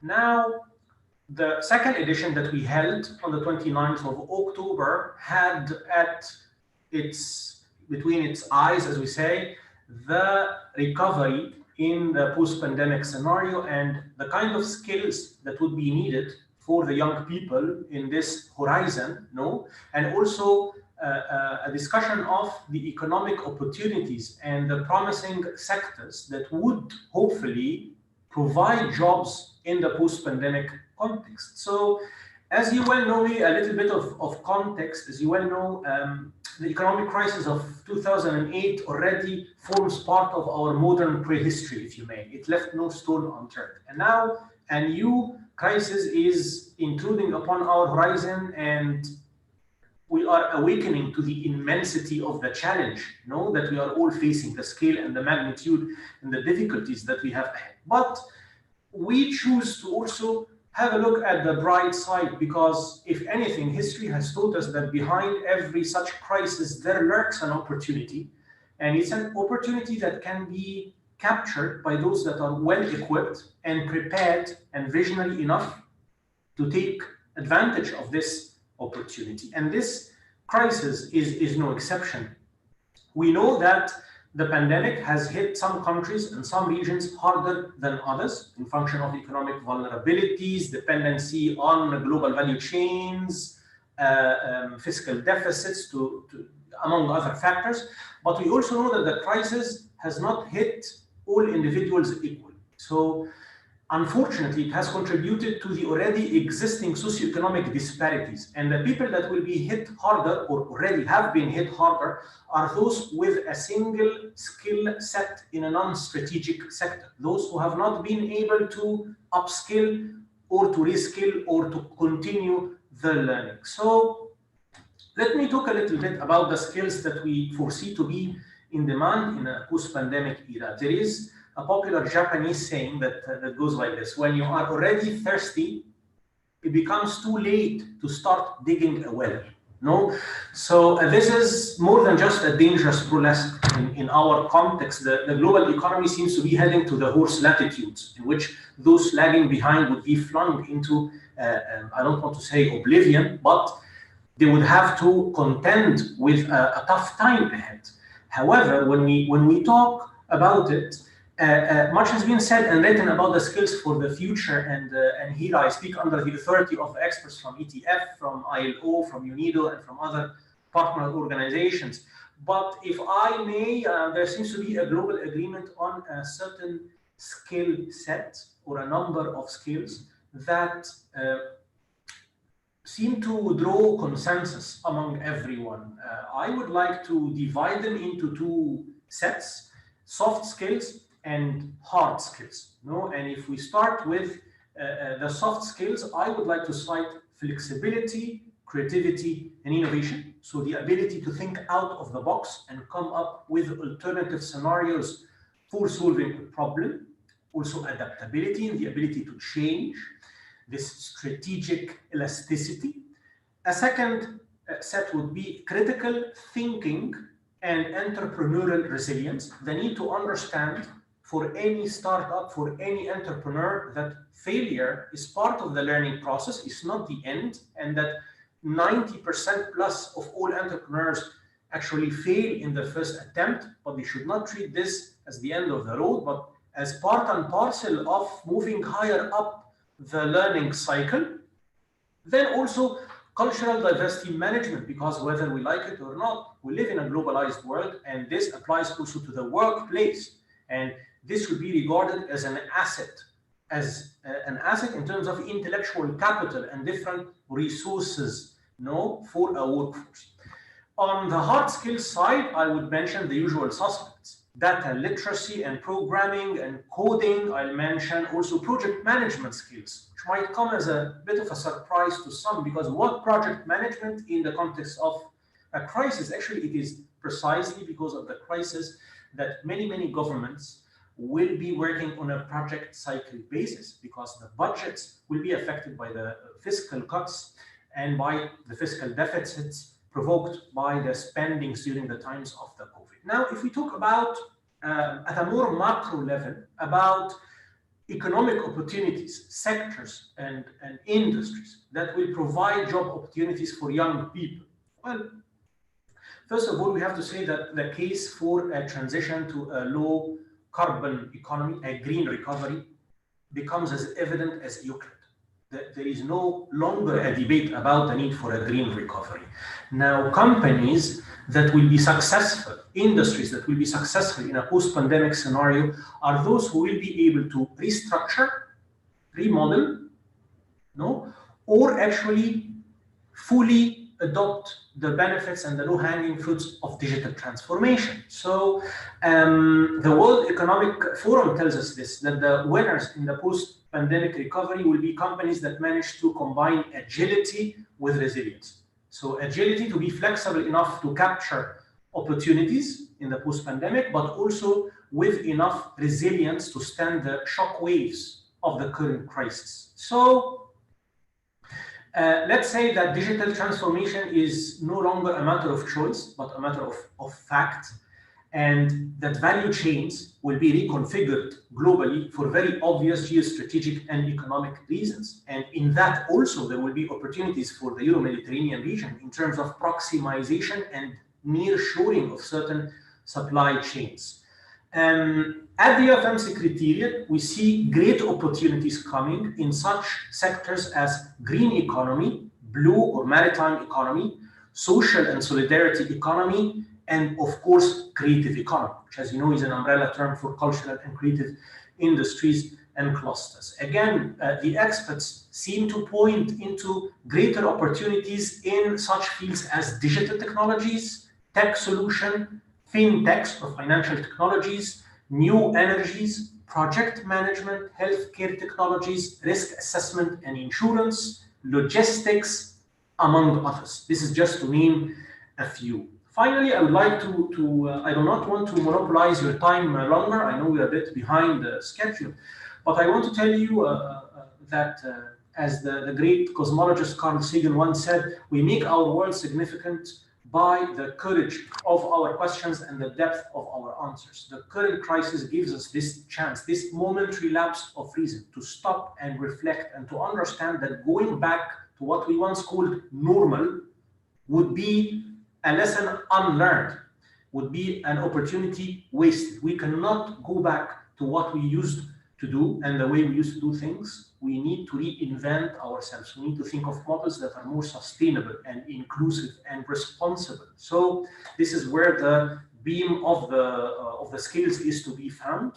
I want to tell you that the UFM Secretariat remains committed to cooperating with all the partners and the stakeholders out there towards building a meaningful post-pandemic recovery scenario. We have been mobilized since day one. We remain to be mobilized. We have a multitude of activities and endeavors that are ongoing and underway. And with this, I end my intervention and I give the floor back to Ivona. Thank you very much to ETF and the partners that organized this wonderful event. Thank you. Thank you very much, Mohamed. Thank you for all the points you mentioned.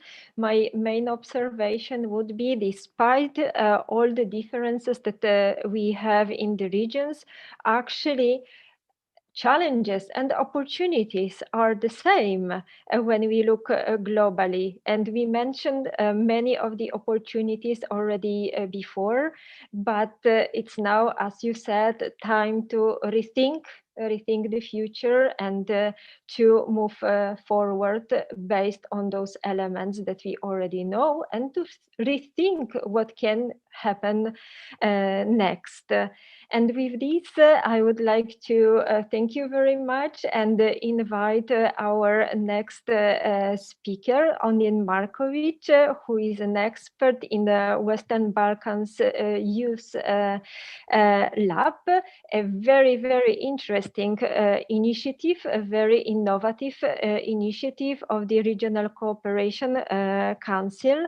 And I would like to ask Ognjen, what the Youth Lab brings as a project. I know that strengthening youth participation in decision making and this innovative approach to engagement is at the heart of your work. Would you explain us how to foster those opportunities?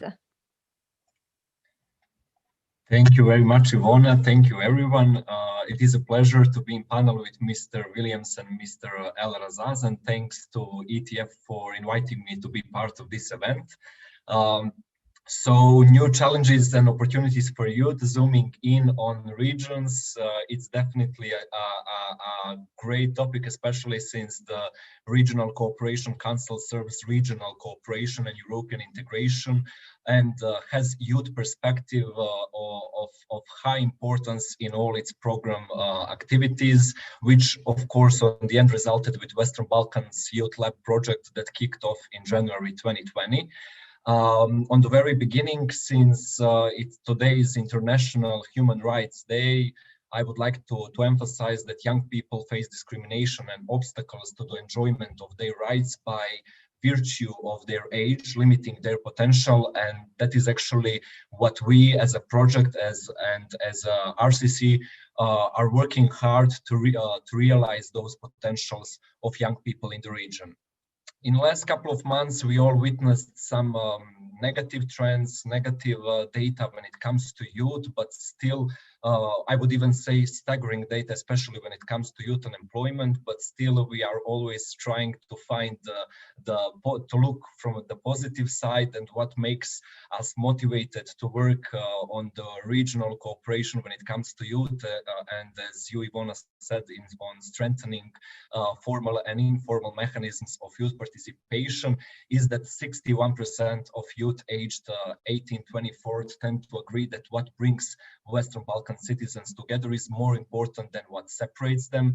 43% of this group consider as a good thing having people from other economies from the region coming and working in their own economy, while 85% of young people would for sure be ready to acquire additional qualifications to advance at work. So basically having all of these in mind, which are some of the results of the Balkan Barometer annual survey that is commissioned by the RCC, is something that we are relying on, and that gives us the energy to bring new and innovative techniques and approaches to youth participation in the Western Balkans. So this is a 3-year project which is funded by European Union and implemented by RCC, which strives to create a longer-term structured regional dialogue between youth organizations and national administration focused on jointly devising policies which will increase youth participation in decision-making. So in order to improve the overall socio-economic environment for and mobility of youth in the Western Balkan economies through different types of the activities. So for the very beginning, I would like to just inform the attendees about 4 components that our project is having. So and all of them are interlinked with each other. First one is mapping of youth policies and identification of existing support and gaps in financing of youth actions in the Western Balkans, where we are aiming to map all the policies and mechanisms that already exist to find what are the good practices, but also what are some of the lessons learned, so that we have the evidence-based approach throughout our project. But also we are aiming to create an informal mechanism of donor coordination who are active in the field of youth in the Western Balkans. Then the second one is the Western Balkan Youth Lab itself, which is a totally new innovative technique that we are bringing to the Western Balkans, having in mind the good practices from the European Union, and we are strongly relying on the EU Youth Dialogue when it comes to the youth policy labs. And later on, I would like to focus more on that one. Then we are having strengthening the national youth councils in the Western Balkans. As we all know, those are the organizations that gather different groups and subgroups of young people, because having in mind that our project is focusing also on youth with disabilities, young Roma in the region, and we are trying to be inclusive in all aspects of the project. And therefore, within this component, we are aiming to connect and to build capacities of the national youth councils and youth umbrella organizations in the Western Balkans, by also providing them the opportunity to meet their peers and colleagues from the European Union. And final component is participation of Western Balkan youth in the regional and international events, which unfortunately due to pandemic this year we were not able, but as all of us, I believe we are looking forward to 2021 and having in mind that health of our participants is primary for us in RCC.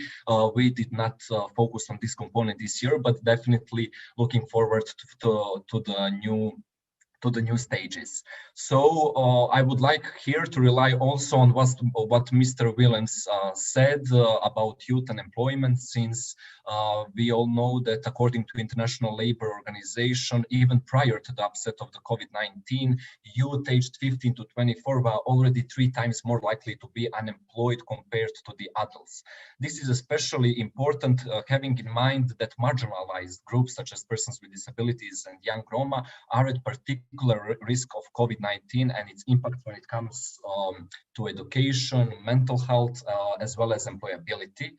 And I would like now to maybe emphasize some maybe not so encouraging data from Balkan Barometer, which shows that 51% of youth in the Western Balkans worry about employment, that it takes around 2 years for a young person to land a first job after leaving school.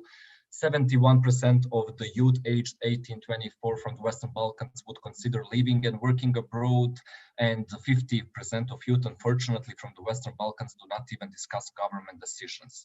These are the data that we are really looking forward to decrease and to have really youth as an important actor in setting policy agenda in the Western Balkans, and definitely having in mind that youth unemployment is one of the burning issues, what also showed our consultation process that we as a project conducted on the very beginning in order to map what should be the topic of the first regional thematic youth policy lab. And there was a wide consensus that actually it is youth unemployment. And I was very happy to hear from Mr. Willems when he mentioned youth employment support package, a bridge to jobs for the next generation, as well as reinforcement of the EU Youth Guarantee that currently is not present in the Western Balkans, beside North Macedonia that kicked off with the Youth Guarantee 2 years ago. But also we are having the additional encouraging information from the EU about the economic and investment plan for the Western Balkans that sets out a substantial investment package mobilizing up to 9 billion of funding for the region, and within the plan Commission proposed a specific flagship on youth guarantee. So how to fight youth unemployment in the Western Balkans, especially if we want to take into account the needs and the opinions of the young people. So even though we've seen from these data that young women and men in the Western Balkans feel attached to the whole governance process, and the most pressing issue is youth unemployment, our project started with creating a new methodology on the conducting first regional youth policy lab, with great support from the members of the pool of experts from European Youth Forum, so that we always can rely on good practices such as EU Youth Dialogue, and of course relying on the European Union Youth Agenda, so that we can bring something new to the region, but also to somehow adjust it to the context of the Western Balkans economies, because we are all full aware that same mechanisms cannot work at different regions. Also, as Mr. Just a second, El Razaz mentioned, we always have to have in mind the context of the region. So basically, we are working on the methodology of the Youth Policy Lab, and we prepared it, and we are very satisfied with it, even though we consider it as a living process, as an ongoing process, because we want to really consult wide professional audience to see what can be changed, what can be additionally adjusted, especially after the kickoff of the first regional thematic policy lab, which will happen next week. So that Youth Policy Lab is actually a flagship initiative within our project, which is funded by the EU, and having in mind the conclusions of the Sofia EU Western Balkans leaders both in 2018 but also this year. We are working to create a safe space for young women and men to jointly work and on equal basis with policymakers. And what is kind of the motto of our methodology is that everyone's contribution equally matters, which means that we created a model of the Youth Policy Lab that is based on coordination, co-creation, and good governance. So basically, the regional aspect of the Youth Policy Lab will be consisted of 3 events: kickoff, which will happen on 14th and 15th December. So next week, then midterm review and final conference, while in between we are going to have working groups consisted of policymakers and youth at the economy level who will actually implement those regional recommendations, again adjusted to the needs of the national level. It is also very important, and that is the part that I personally like the most, is the aspect of co-chairing the working groups, since in that phase we are going to have co-chairing of the youth and of 1 young person and 1 policymaker per economy, so that we really make sure that youth voices are being heard in within the whole process. So as I mentioned, the kickoff, now I'm sending to all panelists and attendees the link towards the kickoff announcement, and I'm using this opportunity to cordially invite you all to attend the open sessions of the kickoff events, since we have prepared really content-rich program, gathering representatives of administrations, youth organizations, European Youth Forum, European Commission, and definitely it would be something new to see from their perspective how actually we can fight the youth unemployment, which is the topic of the first kickoff. While the rest of the sessions will be closed, since in the previous period we have created regional pool of experts who will actually conduct this youth policy lab. So our project our role here is actually to somehow moderate the process and to be supportive in each phase of the youth policy lab, but actually the all work has to be done by the policymakers and youth together. And therefore, within the open and transparent process, we have selected young participants, while by nominations by the governments, we have selected policymakers, and all of them have passed the trainings on the methodology and the youth policy lab itself, so that we can really, as the name itself is saying, kick off next week. And even though we heard that somehow plan, and especially now when you see the agenda and the background information, we have been said that maybe our plan is ambitious, and maybe it is, but we are really having the willingness, and after hearing the opinions of the policymakers and youth, and seeing how motivated they are to engage in this new participatory approach mechanism, I'm definitely sure that we will have very good results, and that we really will have an opportunity to have the policies for which the youth will feel ownership in the Western Balkans, and that this will be just the beginning of the new way of how policies that are related to youth are actually made and implemented later on.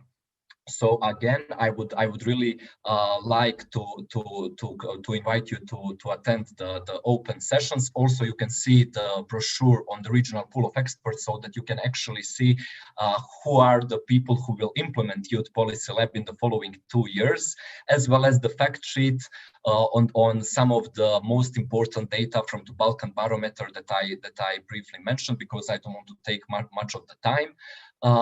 So this is it from my end for now, and I am really looking forward to the questions, and I hope that now we will have a chance to have a fruitful discussion with all attendees, and I'm staying at your disposal for all questions, and also maybe to hear your opinions about the Youth Policy Lab.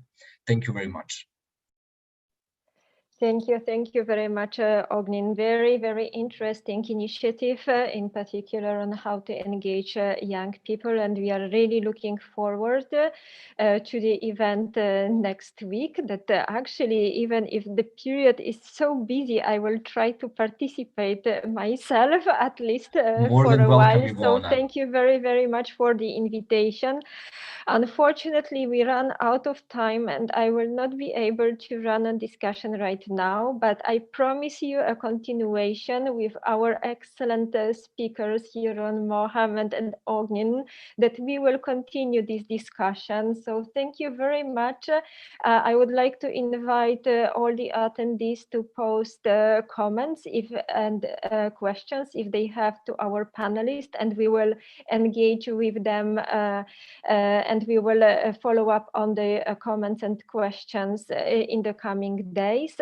But now we will need to close this session with the invitation for the day of tomorrow, the second day of our webinar, that I would like to invite everybody to stay with us for tomorrow. We will start at 9:30 to continue our exchange with a focus on how to build innovation from enterprises perspective, looking at inclusion, greening trends, and actions that would bring this innovation forward, that was also mentioned through this session. Please remember that the link to join the event is the same, because we received many questions on that. So you just click and you are with us again tomorrow. And Manuela, Prina and Didier will host you tomorrow. Just one also reminder that we will still have interpretation in 3 languages for tomorrow. So please feel safe with these, as well as I promised already several times, we will share all the presentations and all the resources provided by our kind speakers through our ETF open space. So all the resources will be available for everybody, for the colleagues that are following the webinar, but also for the colleagues and friends that are following us on YouTube and streaming. So with this, I would like to thank very, very much all the panelists, all the speakers. It has been really an excellent discussion and so many points for further work, for further actions. I would like to thank very much also our colleagues from UNICEF, from UNIDO, from EBRD, who are our partners in these discussions. And also big thanks from my personal point to our colleagues from the European Commission as well, who supported us very much, from DG Employment and the DG NEAR. Thank you very much for all your support, all your help, and we are looking forward to the second day, to tomorrow, and the continuation. All the best, a very nice afternoon to you all. Thank you. Thank you very much, Ivona, and everyone. Thank you.